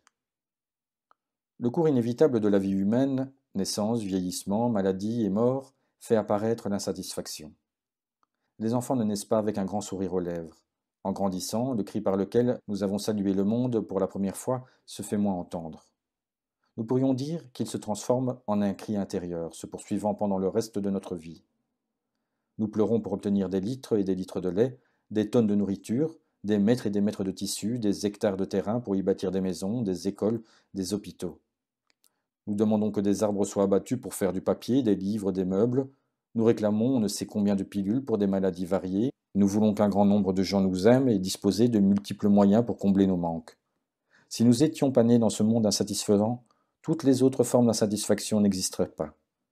Avec chaque enfant, pourrait-on dire, l'insatisfaction prend elle aussi naissance. La pollution de l'air, de l'eau, de la terre s'accroît de manière alarmante. Avec tant de bouches à nourrir, les ressources diminuent, la faim hante de nombreuses parties du monde. Les forêts disparaissent en nombre croissant pour construire des routes et bâtir des maisons. À mesure qu'augmente la population terrestre, le surpeuplement favorise nous adapter dans notre enfance à un nouveau voisinage, la dissémination de terribles maladies, et il ne s'agit là que de quelques exemples. Vous pouvez sans aucun doute penser à de nombreux autres. Le processus de vieillissement fait également apparaître la satisfaction. Nous avons probablement oublié combien nous avons dû pour un nouvel enseignant, mais nous nous souvenons certainement de nos difficultés à l'adolescence pour nous adapter au changement du corps et de ses émotions. À l'âge adulte, nous devons nous plier à de nouveaux emplois, de nouvelles relations, de nouvelles technologies, de nouvelles maladies, de nouvelles conditions sociales, souvent avant même d'être pleinement à l'aise avec les précédentes, souvent avant même d'être pleinement à l'aise avec les présentes. Ces changements inconfortables semblent être communs à toutes les étapes de la vie. En vieillissant, le problème de l'ajustement au changement devient plus manifeste encore. Il est pénible de perdre le bien-être physique dont nous jouissons dans notre jeunesse. Nous savons que vieillir est inévitable, mais nous souhaitons que cela ne le soit pas. Aussi souffrons-nous. Lorsque le Bouddha a dit que vieillir fait apparaître la souffrance, il parlait en réalité de la croissance et de la dégénérescence en général. Nous savons que chacune des cellules de notre corps est en train de se dégrader et de mourir, et que de nouvelles cellules prennent continuellement leur place. De même, chaque état d'esprit se dissipe et un nouvel état apparaît. À la longue, ce processus de dégénérescence et de changement affaiblit le corps et l'esprit et cause notre mort physique. De manière évidente, la maladie est une autre cause d'insatisfaction. Tout le monde sait à quel point la maladie est douloureuse. En fait, la maladie cause deux formes de souffrance, la peur d'être malade et l'expérience directe de la maladie. Ainsi, est-elle une source continuelle d'anxiété, créant la souffrance quand nous sommes malades et la peur quand nous sommes en bonne santé. Les gens pensent généralement que douleur et souffrance sont synonymes, mais ce n'est pas le cas. Bien que vous ne puissiez pas éviter la douleur d'une blessure ou d'une maladie, il est possible d'éviter la souffrance qui résulte de la douleur. À mesure que diminue votre attachement à ce que vos sensations corporelles soient d'une certaine manière, vous éprouvez moins d'insatisfaction quand elles sont différentes. Par exemple, lorsque Devadatta lança une pierre et blessa le Bouddha au pied, celui-ci éprouva de la douleur. Mais comme il comprenait la nature de la douleur, il ne souffrit pas à la manière des gens ordinaires. Il est généralement possible de s'accommoder des sensations douloureuses. La souffrance causée par ce qui est plus profonde et plus difficile à surmonter. La quatrième forme de souffrance du cours de la vie est la mort. Non seulement le moment de la mort, mais aussi tout ce qui y mène. Nous redoutons tous la mort, et nous nous tracassons quant à la manière dont nous mourrons et quant au moment où cela pourrait se produire. Nous savons aussi qu'en mourant, nous serons obligés de tout laisser derrière nous. Quand quelqu'un que nous aimons meurt, c'est un choc. Le chagrin et le sentiment de perte peuvent durer des années, et même toujours. Mais les souffrances du cycle de la vie ne se terminent pas avec la mort. Le Bouddha enseignait que celle-ci n'y met pas fin. Quelqu'un ayant traversé de grandes souffrances peut dire, à l'approche de la mort, plus jamais cela. Mais ce simple souhait ne peut empêcher le cycle de se poursuivre. Aussi longtemps que nous sommes ignorants de la nature véritable de la réalité, cette vie se connecte à une autre. Aussi longtemps que le désir, la haine et l'ignorance existent dans notre conscience, la ronde sans fin des renaissances, le cycle des vies passées, présentes et futures, continuera. Au sein du cycle, les désagréments que nous avons mentionnés se reproduisent encore et encore. L'énergie de toutes ces expériences est comme un sac à dos que nous portons de vie en vie, à travers un nombre incalculable de renaissances. À chaque nouvelle vie, son contenu est simplement transféré dans un nouveau bagage. Quand nous mourrons, rien de matériel ne vient avec nous. Pourtant, ce même sac à dos d'énergie, les traces de toutes les activités mentales et de toutes les paroles et actions intentionnelles de cette vie et des précédentes, non seulement voyagent avec nous, mais orientent véritablement la nouvelle vie. Jusqu'à ce que nous ayons vidé nos sacs, jusqu'à ce que nous ayons épuisé les résultats de tout ce que nous avons créé par désir, haine ou ignorance, au cours d'innombrables vies, nous ne pouvons échapper à la mort et à la renaissance perpétuelle. Cette pensée peut nous motiver pour faire tout ce que nous pouvons en cette vie, pour parvenir au bonheur permanent de la libération. Nous avons déjà mentionné le désir et la haine comme de fortes motivations de nos actions. Mais que voulait dire le Bouddha quand il parlait d'ignorance?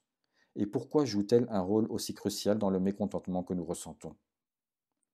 Ignorance, au sens bouddhique, signifie à la fois ne pas connaître, comme dans ne pas connaître ce que le Bouddha voulait dire par les quatre nobles vérités, et connaissance erronée, c'est-à-dire croire que nous comprenons comment le monde fonctionne alors que nous ne le comprenons pas.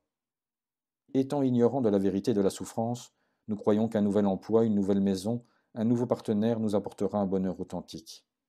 Ignorant la manière dont l'énergie de nos paroles et de nos actions voyage avec nous de cette vie à la suivante, nous permettons au désir, à la haine, au doute, à la jalousie de nous motiver. Ignorant qu'une vie simple et disciplinée, de bons amis, la pratique de la méditation et une étude attentive de la nature véritable de notre expérience nous apportent le bonheur en cette vie et en celle à venir, nous forgeons des millions d'excuses pour ne pas nous engager dans ces activités positives. Nous sommes même ignorants de notre ignorance. Après un enseignement particulièrement profond sur la nature de la réalité, nous sommes même ignorants de notre ignorance. Après un enseignement particulièrement profond sur la nature de la réalité, Ananda, le fidèle serviteur du Bouddha, lui dit « Vénérable, cet enseignement semble très profond, mais il est pour moi aussi clair qu'il est possible de l'être. » Le Bouddha répondit « Non, on ne dit pas cela. Il ne semble pas seulement profond, il est profond. » En raison de son ignorance, la compréhension du message du Bouddha par Ananda n'était pas encore complète, et ainsi n'atteignit-il pas la libération à ce moment-là. Comme Ananda, notre ignorance continue de nous faire tourner parmi les nombreuses souffrances du cycle de la vie. 2. Le changement. Le changement nous mécontente également. Quoi que nous fassions, le changement nous sépare de ce que nous aimons et nous offre ce que nous haïssons. La mort et l'éloignement nous séparent de ceux que nous aimons, les amis déménagent, les partenaires nous rejettent. De telles séparations nous font très mal. Perdre ce à quoi nous sommes attachés nous met en colère et nous attriste. Même une chose insignifiante peut nous désoler quand elle se casse ou disparaît. Jadis, quand j'avais 4 ans, assis sur le sable, j'avais tracé avec mon doigt un cercle parfait autour de moi. Comme j'étais content. Ma sœur, qui avait à peu près 7 ans, s'approcha et effaça le cercle avec son pied. J'ai été pris d'une telle colère que je me suis lancé à sa poursuite et ramassé un banc en bois, petit mais lourd, et l'ai lancé sur elle. Elle en garde encore une cicatrice à l'un de ses sourcils. Tout ce chagrin, toute cette fureur, tous ces pleurs et cette douleur, causés par une chose aussi insignifiante et éphémère qu'un cercle tracé sur le sable. Non seulement nous perdons les choses que nous aimons, mais nous sommes continuellement confrontés à des gens et des situations dont nous souhaiterions qu'ils n'existent pas, au moins pas ici, pas maintenant. Vivre ou travailler chaque jour avec quelqu'un que nous n'aimons pas crée beaucoup de mécontentement. Même quelque chose que nous ne pouvons pas contrôler comme le temps nous rend insatisfaits. À la Bhavana Society, en Virginie, où j'enseigne, les gens se plaignent quand il fait chaud et lourd. Mais quand le temps est frais et qu'il pleut, ils se plaignent aussi. Quand il fait sec, ils se plaignent que leur peau et leurs sinus en sont affectés. Quand il fait froid, ils se plaignent car ils ont peur de glisser sur la glace. Et quand le temps est parfait, ils se plaignent de ne pas avoir le temps d'en profiter. Quand nous regardons autour de nous, il est clair que tout ce qui existe est une cause d'insatisfaction. Pourquoi en est-il ainsi? En fait, dans le monde, tout ce qui existe résulte d'une cause. Les changements de la pression atmosphérique, les vents et la température sont des causes de la pluie. Un arbre a pour cause la graine à partir de laquelle il grandit et la lumière du soleil, la terre et l'eau qui le nourrissent. Notre vie, elle aussi, est le produit de causes et de conditions, comme la cause physique directe. Ainsi, la procréation effectuée par nos parents et les empreintes énergétiques accumulées au cours de nos vies précédentes. Le Bouddha a appelé tout cela et toutes les autres choses qui apparaissent à partir de causes des productions conditionnées. Il expliquait que toutes les choses conditionnées ont 3 caractéristiques. Premièrement, elles sont impermanentes. Avec le temps, tout, montagnes et moucherons, maisons et ordinateurs se dégradent, changent ou meurent. Deuxièmement, en raison de ces changements, tout ce qui est conditionné est insatisfaisant. Comme nous l'avons vu, toute chose changeante peut faire surgir la souffrance. Troisièmement, toutes les choses conditionnées sont sans soi ou sans âme. Cette dernière caractéristique est la plus difficile à comprendre. Mettons-la donc de côté pour le moment. L'impermanence est assez facile à comprendre. Le fait que les choses soient temporaires n'est pas le problème. C'est plutôt notre attachement aux personnes et aux choses, comme à mon cercle dans le sable, qui nous rend malheureux. Disons que nous avons un nouveau manteau, que nous aimons énormément. Après l'avoir porté seulement quelques fois, il est maculé par de la peinture fraîche, ou bien il s'accroche à une aspérité et est déchiré, ou encore nous l'oublions dans l'autobus. Nous sommes ennuyés. Un manteau abîmé ou perdu n'est pas une grande tragédie, naturellement, et nous pouvons le remplacer aisément. Mais qu'en est-il si le manteau est un cadeau de quelqu'un que nous aimons? Si nous l'avons acheté pour nous souvenir d'un anniversaire particulier, d'une fête ou d'un voyage? Alors nous y sommes vraiment attachés, et quand il est perdu ou abîmé, nous sommes profondément ennuyés. Il arrive que des personnes se fâchent quand elles entendent de tels propos. Et le bonheur alors? Pourquoi n'en parlons-nous pas? Pourquoi ne parlons-nous pas de la joie, des délices, du plaisir, au lieu de revenir tout le temps sur l'insatisfaction? La réponse, mes amis, est le changement. En raison de l'impermanence, rien de plaisant, de joyeux, de délicieux ne le demeure. En tant qu'adultes intelligents, nous devons parler de ce qui se passe réellement sans en être fâchés. Nous devons regarder droit dans les yeux cette insatisfaction créée par le changement et la reconnaître. Pourquoi la cacher et prétendre que tout est rose? Lorsque nous regardons le changement en face, nous pouvons commencer à voir qu'il a aussi un côté positif. Nous pouvons comprendre sur le fait que les conditions dans lesquelles nous nous trouvons dans notre vie, quelles qu'elles soient, changeront aussi. Les choses peuvent aller plus mal, mais elles peuvent aussi aller mieux. À cause de l'impermanence, nous avons la possibilité d'apprendre, de nous développer, de grandir, d'enseigner, de nous souvenir et d'effectuer d'autres changements positifs, y compris pratiquer la voie du Bouddha. Si tout ce qui nous concerne était figé dans du béton, aucun de ces changements ne serait possible. Les incultes resteraient incultes, les pauvres et les affamés resteraient pauvres et affamés. Nous n'aurions aucune possibilité d'en finir avec notre haine, notre avidité ou notre ignorance et leurs conséquences négatives. D'accord, nous comprenons l'impermanence et le mécontentement qu'elle cause. Mais que signifie cette absence de soi ou d'âme? Qu'a-t-elle à voir avec le changement? Le Bouddha a enseigné que les êtres et les objets de ce monde sont sans soi ou sans âme, précisément parce qu'ils sont toujours changeants. Nous ne sommes pas nous-mêmes, ni tout ce qui nous entoure, des entités statiques permanentes. Nous ne pouvons pas coller une étiquette, moi ou mien, sur quoi que ce soit dans l'univers. Tout change trop rapidement. Avec notre corps et nos sensations qui changent, nos perceptions, nos pensées, notre conscience, nos habitudes et nos intentions qui changent également, comment pourrions-nous désigner quelque chose et dire « c'est à moi » ou « c'est moi ». Même l'idée ou la croyance « ceci est moi » change immédiatement. Par commodité, nous pouvons dire « je suis ici » ou « ceci m'appartient », mais nous devrions employer ces mots avec sagesse et ne pas nous leurrer en pensant qu'ils impliquent l'existence d'une entité non changeante, le je ou moi. Les objets physiques changent aussi continuellement. Nous pouvons utiliser des appellations conventionnelles et dire ceci est une chaise ou voici un chimpanzé, mais elles conviennent à peine à la réalité changeante dont nous avons l'expérience. Plus exactement, nous-mêmes et toutes choses sommes en transformation, un flux continuel de croissance et de dégénérescence, de construction et de destruction. Rien de notre monde ou de nous-mêmes n'est séparé et stable. Observez votre esprit pendant une minute, et vous verrez ce que je veux dire. Les souvenirs, les émotions, les idées, les sensations dansent sur l'écran de la conscience si rapidement que nous pouvons à peine les attraper. Par conséquent, il est insensé que l'esprit saisisse et s'attache à n'importe laquelle de ces ombres passagères ou les repousse avec haine. Lorsque notre vision intérieure est rapide et pénétrante, comme c'est le cas en état de concentration profonde, nous pouvons alors voir les changements clairement, si clairement qu'il ne reste plus de place pour croire à un soi. Certaines personnes sont déprimées et désappointées lorsqu'elles entendent parler de la doctrine du non-soi. Certaines se mettent même en colère. Elles concluent à tort que la vie n'a pas de sens. Elles ne comprennent pas qu'une vie vécue sans sentiment de soi est agréable au plus haut degré et pleine de satisfaction. J'ai donné une fois à un ami le manuscrit d'un article pour qu'il le mette au point. C'était un rédacteur professionnel et je m'imaginais que cela lui prendrait environ 1 heure. Pourtant, il ne m'a donné aucune nouvelle pendant 6 mois. Finalement, il me rendit visite et nous sommes allés faire une promenade ensemble. Comme il ne disait rien de mon article, j'ai compris que ce serait un sujet délicat. Très gentiment et prudemment, j'ai abordé le sujet en lui demandant: Avez-vous eu le temps de jeter un coup d'œil à mon article?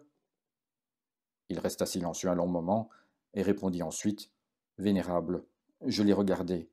Quand je suis arrivé à l'enseignement sur le non-soi, j'ai été pris d'une telle colère que j'ai jeté le manuscrit. J'étais stupéfait, mais ne me suis pas fâché.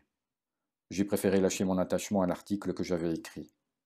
Il avait jeté mon manuscrit à cause du non-soi, aussi ai-je jeté le soi associé au manuscrit. J'ai pu rester détendu, amical et paisible.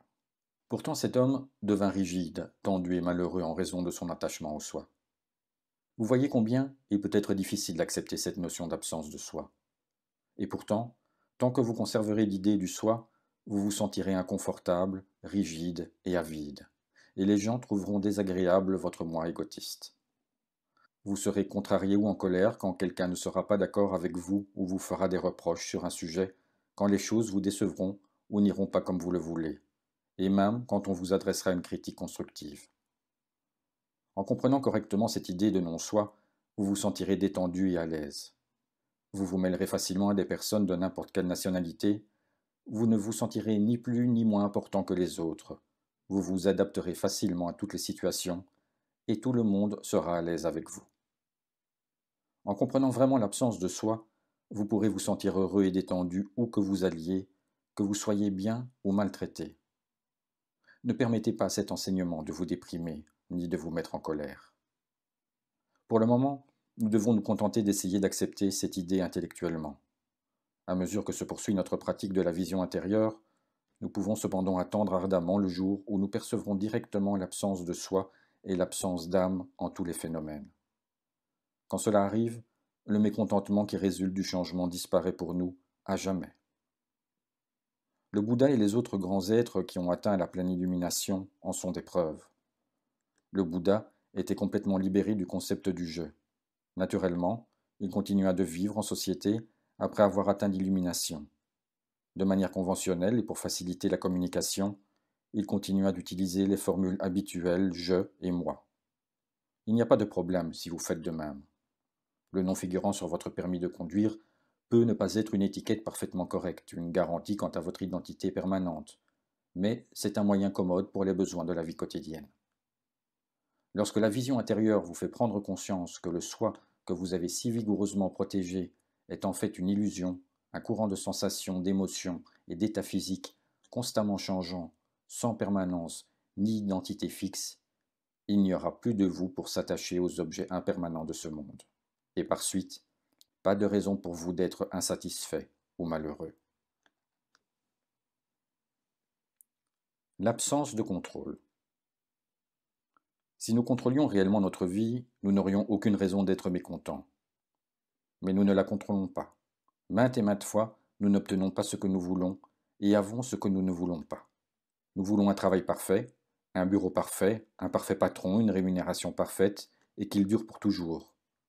Mais il change, et nous n'avons pas notre mot à dire quant au pourquoi et au quand. Nous voulons garder ce que nous aimons, mais quelle que soit la force de notre attachement, un jour nous serons séparés. Pour rester en bonne santé, nous prenons des vitamines et buvons des infusions de plantes, faisons de l'exercice et mangeons sainement, mais nous tombons tout de même malades. Nous voulons rester jeunes et forts et espérons que la vieillesse n'arrivera qu'aux autres. Mais les années passent et nous découvrons que notre corps se comporte autrement. Quelle que soit la situation idéale dans laquelle nous nous trouvons, nous voulons naturellement la conserver. Mais nous n'avons pas de contrôle sur la loi de l'impermanence. Tout existe par son consentement et nous n'avons aucune protection contre elle. Il est également pénible que nous arrivent des choses que nous n'avons jamais souhaitées.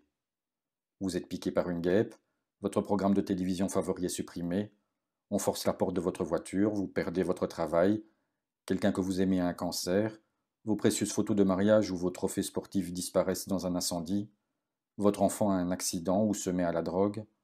Scandale, blâme, réprobation, opprobre, échec, famine, perte de vos biens, perte d'affection, dégradation physique. Tant de mots, tant de choses que nous ne voulons pas nous arrivent et arrivent à ceux que nous souhaitons protéger.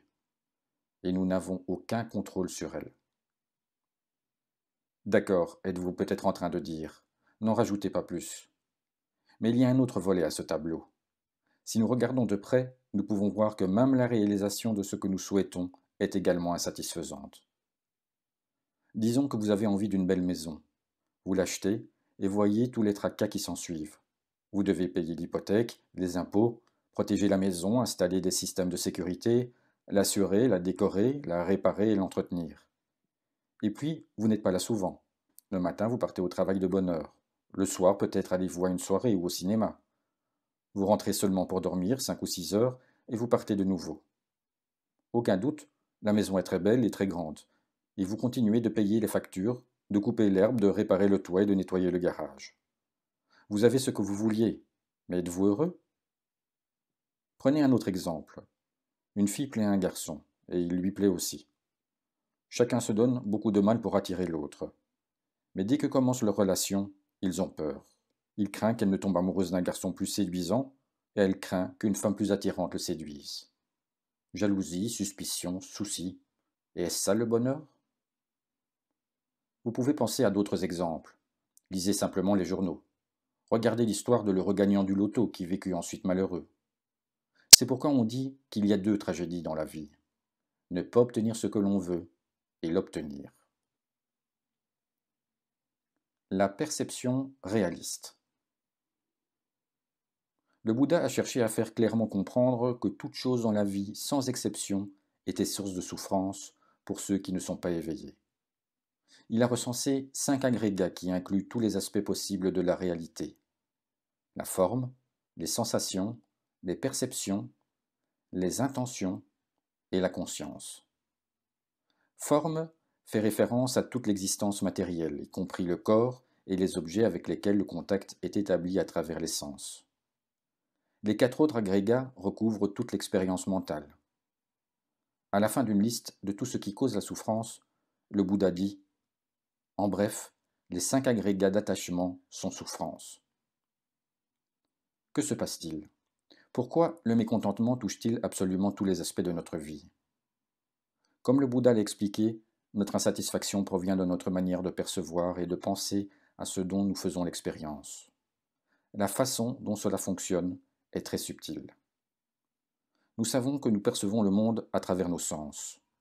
Généralement, nous parlons de 5 sens, par lesquels nous pouvons voir, entendre, sentir, goûter et toucher. Le Bouddha a parlé aussi d'un 6e sens, l'esprit, car notre esprit peut également percevoir les idées, les pensées, les images mentales et les émotions. Jusqu'ici, tout va bien. En réalité, ce sont les données brutes de l'expérience que nos sens perçoivent, ou dans le cas de l'esprit, des images mentales de l'expérience, couleur, forme, taille, intensité, ton, dureté, grossièreté ou subtilité. Bien sûr, nous savons que la perception peut différer d'une personne à une autre en fonction de l'état de l'esprit et des sens de celui qui perçoit. Quelqu'un qui a un gros rhume a des difficultés pour sentir ou goûter. Une personne dont l'ouïe est déficiente peut ne pas entendre un ton trop bas. Ainsi, la perception est subjective et dépend des facultés de la personne qui perçoit. Nous sommes conscients de ces différences, mais notre esprit nous trompe. Il nous convainc que notre perception est juste et fiable. Il nous encourage à tenir pour certain que les caractéristiques que nous percevons font véritablement partie de ce que nous regardons, alors qu'elles résultent de conditions constamment changeantes, y compris celles également changeantes de nos propres sens. Ce n'est pas tout. Immédiatement après la perception, notre esprit place dans une catégorie ou juge tout ce qu'il perçoit, et le classe dans une boîte. La première boîte porte l'étiquette « perception agréable ». L'odeur du pain fraîchement sorti du four, un concerto de violon, un superbe coucher de soleil, etc. La seconde est étiquetée « perception désagréable ». La mémoire de la mort de notre père, une migraine, le hurlement d'une sirène de police, etc. Dans la troisième boîte entrent les perceptions neutres, toutes ces choses et expériences envers lesquelles notre réaction est neutre. Ensuite, évidemment, notre esprit n'étant pas totalement libre d'attachement, nous adhérons à ce qui est plaisant. Par aversion, nous repoussons ce qui est déplaisant. En raison de l'ignorance, nous ne portons pas attention à ce qui est neutre et considérons tous les objets plaisant, déplaisant ou neutre, comme étant permanent, possédant un soi ou une âme, y étant capable de nous apporter bonheur ou souffrance de manière permanente. Le Bouddha a expliqué l'effet de cette perception erronée ou nocive de cette manière. En raison de l'œil et des formes, la conscience visuelle apparaît. La rencontre des trois est le contact. Avec le contact comme condition, il y a la sensation. Ce que l'on sent, on perçoit. À ce qu'on perçoit, on réfléchit. Ce à quoi on réfléchit, on le développe mentalement. Sur la base de ce qu'on a mentalement développé, perceptions et notions colorées par la prolifération mentale, obsède un homme quant aux formes passées, futures et présentes que l'œil peut connaître. Même développement pour l'oreille, le nez, la langue, le corps et l'esprit. La perception réaliste ou saine, quant à elle, ne s'attache pas ni ne rejette. Elle perçoit l'impermanence telle qu'elle est, l'insatisfaction telle qu'elle est, et l'absence de soi telle qu'elle est. Quand nous percevons le monde de manière saine, nous cultivons des pensées saines. La perception réaliste est puissamment thérapeutique.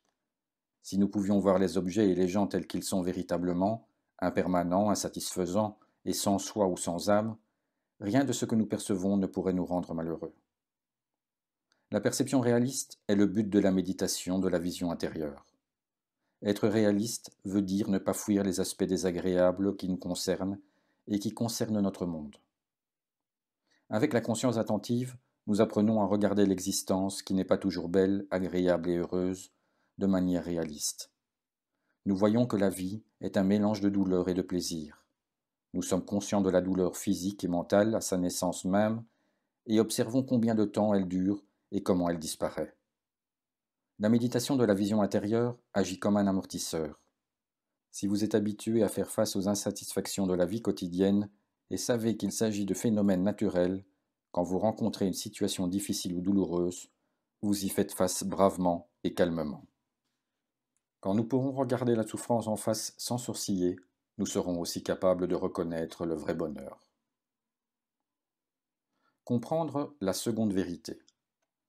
La cause de l'insatisfaction. La seconde vérité énoncée par le Bouddha nous dit que la cause de notre insatisfaction est le désir, que nous pourrions également appeler attachement, avidité ou convoitise. Il ne semble pas que l'objet sur lequel il porte ait une importance. Un bon repas, un ami cher, un but spirituel élevé. Si nous sommes attachés, nous serons insatisfaits et nous souffrirons. D'où provient le désir, pourriez-vous demander? Le plus évident est qu'il provient des pulsions corporelles. Désir de rester vivant, de se vêtir, d'avoir un abri, désir de chaleur, de variété, de plaisir. Le désir est ancré dans les êtres humains. Il est également dans les animaux. Les plantes elles-mêmes semblent avoir une certaine forme de désir, car elles se tournent vers le soleil en quête de lumière et de chaleur. Une autre source de désir réside dans le conditionnement social. Toutes ces opinions et valeurs que nous apprenons de nos parents, de notre famille, à l'école par la publicité, les livres, et qui nous conditionnent à croire que certaines choses sont bonnes et d'autres mauvaises. Le désir le plus puissant est fondé sur les sensations agréables. La vie nous prodigue un plaisir irrésistible à travers chacun de nos sens. Prenez la vue par exemple. La conscience visuelle est agréable et procure du plaisir, tout comme les objets visuels, leur contact, les sensations qui en résultent, la reconnaissance visuelle, le désir de voir des objets, y penser, les considérer, en imaginer.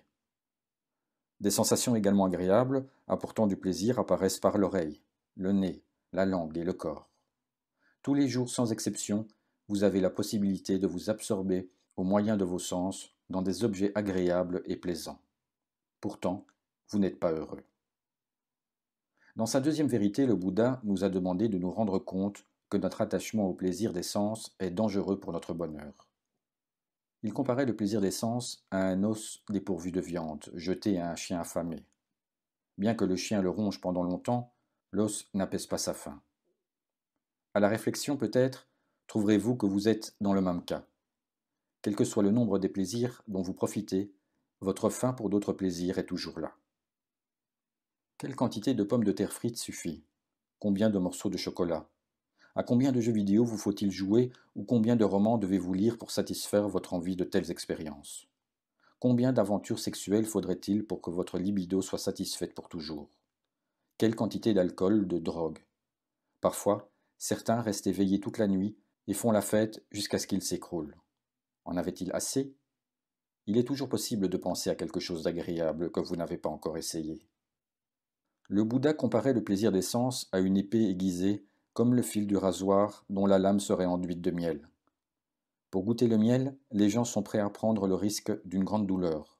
Tous, nous pouvons penser à des exemples de personnes qui se sont blessées ou même tuées en recherchant le plaisir. Il y a quelques années, dans le journal, on relatait l'histoire d'un ouvrier qui réparait un toit. En regardant par une lucarne, il aperçut la maîtresse de maison en train de marcher nue. Se penchant en avant pour mieux voir, il prit tellement appui sur la lucarne qu'elle céda. Il fut grièvement blessé en tombant dans la maison. Alcool, drogue, voyage à risque, sport dangereux, sans parler des comportements sexuels inconsidérés, causent beaucoup de souffrance à un grand nombre de personnes. Par ailleurs, les plaisirs des sens ne durent pas. Comme un rêve, ils sont éphémères. Ils vous échappent avec rapidité, sans rien vous laisser d'autre que vos sentiments et vos souvenirs. Comme des affaires empruntées, vous ne pouvez pas les conserver. Et plus vous êtes attaché à un plaisir, plus la douleur est grande lorsque inévitablement le temps, le changement ou les circonstances vous l'arrachent. Le désir apparaît à partir des sensations de plaisir et de douleur. Lorsque le plaisir apparaît, il y a un désir de s'y accrocher et de le perpétuer. Lorsque la douleur apparaît, il y a un désir de la rejeter ou de la fuir. En raison de votre attachement aux sensations agréables et de votre aversion envers celles qui sont désagréables, vous recherchez constamment des expériences perpétuant l'agréable ou rejetant le désagréable. Une fois que vous avez trouvé un moyen d'atteindre ce but, vous devenez partial et vous développez un préjugé. Cet état d'esprit crée l'attachement. Pour protéger ou conserver ce qu'ils possèdent, les gens sont prêts à mentir, à blesser ou à insulter les autres, et même à prendre les armes pour défendre ce qu'ils croient leur appartenir. Le désir conduit aussi à la souffrance mentale. En raison des sensations qui apparaissent au contact de ce qui procure du plaisir, les paysages, les odeurs, les sons, les goûts, les touchés, les idées, les gens pensent et rationalisent, théorisent, philosophent, spéculent et conceptualisent. Ils en viennent à soutenir des opinions et des croyances fausses. Se souvenant des plaisantes sensations passées, ils créent encore plus de pensées, de croyances et de théories. Certains deviennent tellement obsédés par leurs désirs qu'ils espèrent renaître pour jouir encore de tout ce qui est agréable. D'autres, en raison de leurs expériences désagréables, désirent ne plus renaître. Cela va bien, disent-ils, une vie suffit, je n'ai plus besoin de tout cela. En profondeur, le désir naît de l'ignorance de ce que rien ne dure, et ignorance que le désir crée un malaise. Lorsque les sens entrent en contact avec ce qui procure du plaisir, l'esprit ignorant développe l'intention de s'en saisir et de le conserver. L'inverse se produit également. Lorsque les sens entrent en contact avec ce qui est déplaisant, l'esprit ignorant développe l'intention de s'échapper et de l'éviter. En raison de ces intentions, les gens effectuent des actions erronées avec le corps, la parole et l'esprit. À cause du désir, ils déforment la réalité et évitent d'assumer la responsabilité personnelle de leurs actions. Accepter d'être responsable de ses actions. L'enseignement du Bouddha sur les causes et leurs effets montre clairement qu'accepter d'être responsable de ses actions est le fondement du bien-être et de l'épanouissement. Nier vos imperfections et rejeter sur le monde la responsabilité de votre mécontentement vous embourbe dans l'insatisfaction. Des malheurs arrivent à tout le monde. Aussi longtemps que vous rendez vos parents ou la société responsables de vos problèmes, vous vous donnez des excuses pour ne pas changer. Du moment où vous acceptez d'être le responsable de votre situation, même si d'autres peuvent y avoir contribué, vous commencez à avancer dans une direction positive. Il me semble que nous déformons la réalité et nous dispensons d'assumer notre responsabilité personnelle au moins de 3 façons. D'abord, nous pensons que le monde extérieur est la cause de nos malheurs. Résultat, nous dirigeons toute notre énergie et nos capacités mentales vers l'extérieur. Nous nous consacrons à réformer ceux qui nous entourent et parfois même en sommes obsédés car leur perfection nous apporterait un soulagement. Ou bien nous essayons de réformer la société en nous imaginant que corriger ces maux résoudrait nos propres problèmes. Lorsque la famine, la guerre et la pollution seront éliminés, alors je serai heureux. Naturellement, le désir d'améliorer la société est louable. Voyant combien il y a de malheureux, nous éprouvons de la compassion et agissons pour alléger leurs souffrances. Mais souvent, nous ne nous rendons pas compte qu'en essayant de corriger les problèmes des autres, nous oublions ou refoulons les nôtres. Notre excuse, tellement de choses qui vont mal dans la société, ont besoin d'être remises en ordre que nous n'avons pas le temps de nous améliorer nous-mêmes. En réalité, nous manquons peut-être de l'honnêteté et du courage nécessaires pour examiner nos vraies intentions. Bien que ceux qui s'investissent dans l'action sociale puissent être très compatissants et posséder un grand esprit de service, certains n'admettent pas leur réelle motivation. Nous savons tous qu'aider les malheureux peut procurer un sentiment de puissance que nous n'aurions pas en travaillant avec des gens qui ne dépendraient pas de nous. Le désir du pouvoir est un instinct de base. Voir jusqu'à quel point ce que nous faisons pour les autres en provient demande beaucoup d'honnêteté. Reconnaître les intentions derrière nos actions peut nous aider à nous concentrer sur la tâche de première importance. Mettre notre propre maison en ordre avant d'essayer de sauver les autres. La deuxième excuse que nous invoquons pour nous dispenser d'accepter la responsabilité de nos actions consiste à soutenir que nous n'avons pas de problème. Nous nous focalisons sur nos propres objectifs et nos propres plaisirs et ne portons que peu d'intérêt à la manière dont les autres peuvent être affectés par ce que nous faisons. Profondément en nous, il se peut que nous pensions que le monde extérieur n'a pas d'importance et qu'il est même imaginaire d'une certaine façon. Si nous pouvions écouter nos propres pensées, nous nous entendrions dire « moi seul existe, et ce qui m'importe est la seule chose importante. Rien d'autre n'a d'importance. » Tous, nous pouvons penser à nos personnages publics qui proclament certaines valeurs et agissent différemment en privé. Ces personnes sont centrées sur leur propre intérêt. Certaines d'entre elles, qui ont un peu d'honnêteté, admettent qu'elles sont animées par le désir de faire fortune, par l'attrait du pouvoir ou de la popularité. Et pourtant, elles ont trouvé un moyen d'éviter de reconnaître leurs responsabilités dans les résultats de leurs actions. Elles se dupent elles-mêmes en pensant que le but personnel qu'elles poursuivent est plus important que tout le reste. Elles se leurrent en croyant qu'atteindre leur but les rendra heureuses, sans qu'importe ceux qui sont blessés en cours de route. La troisième manière d'éviter nos problèmes personnels est simplement de les fuir. Et c'est ce que nous faisons tous. Regarder la télévision ou vider le réfrigérateur de la glace au chocolat sont des façons typiques d'éviter une honnête réflexion sur soi-même.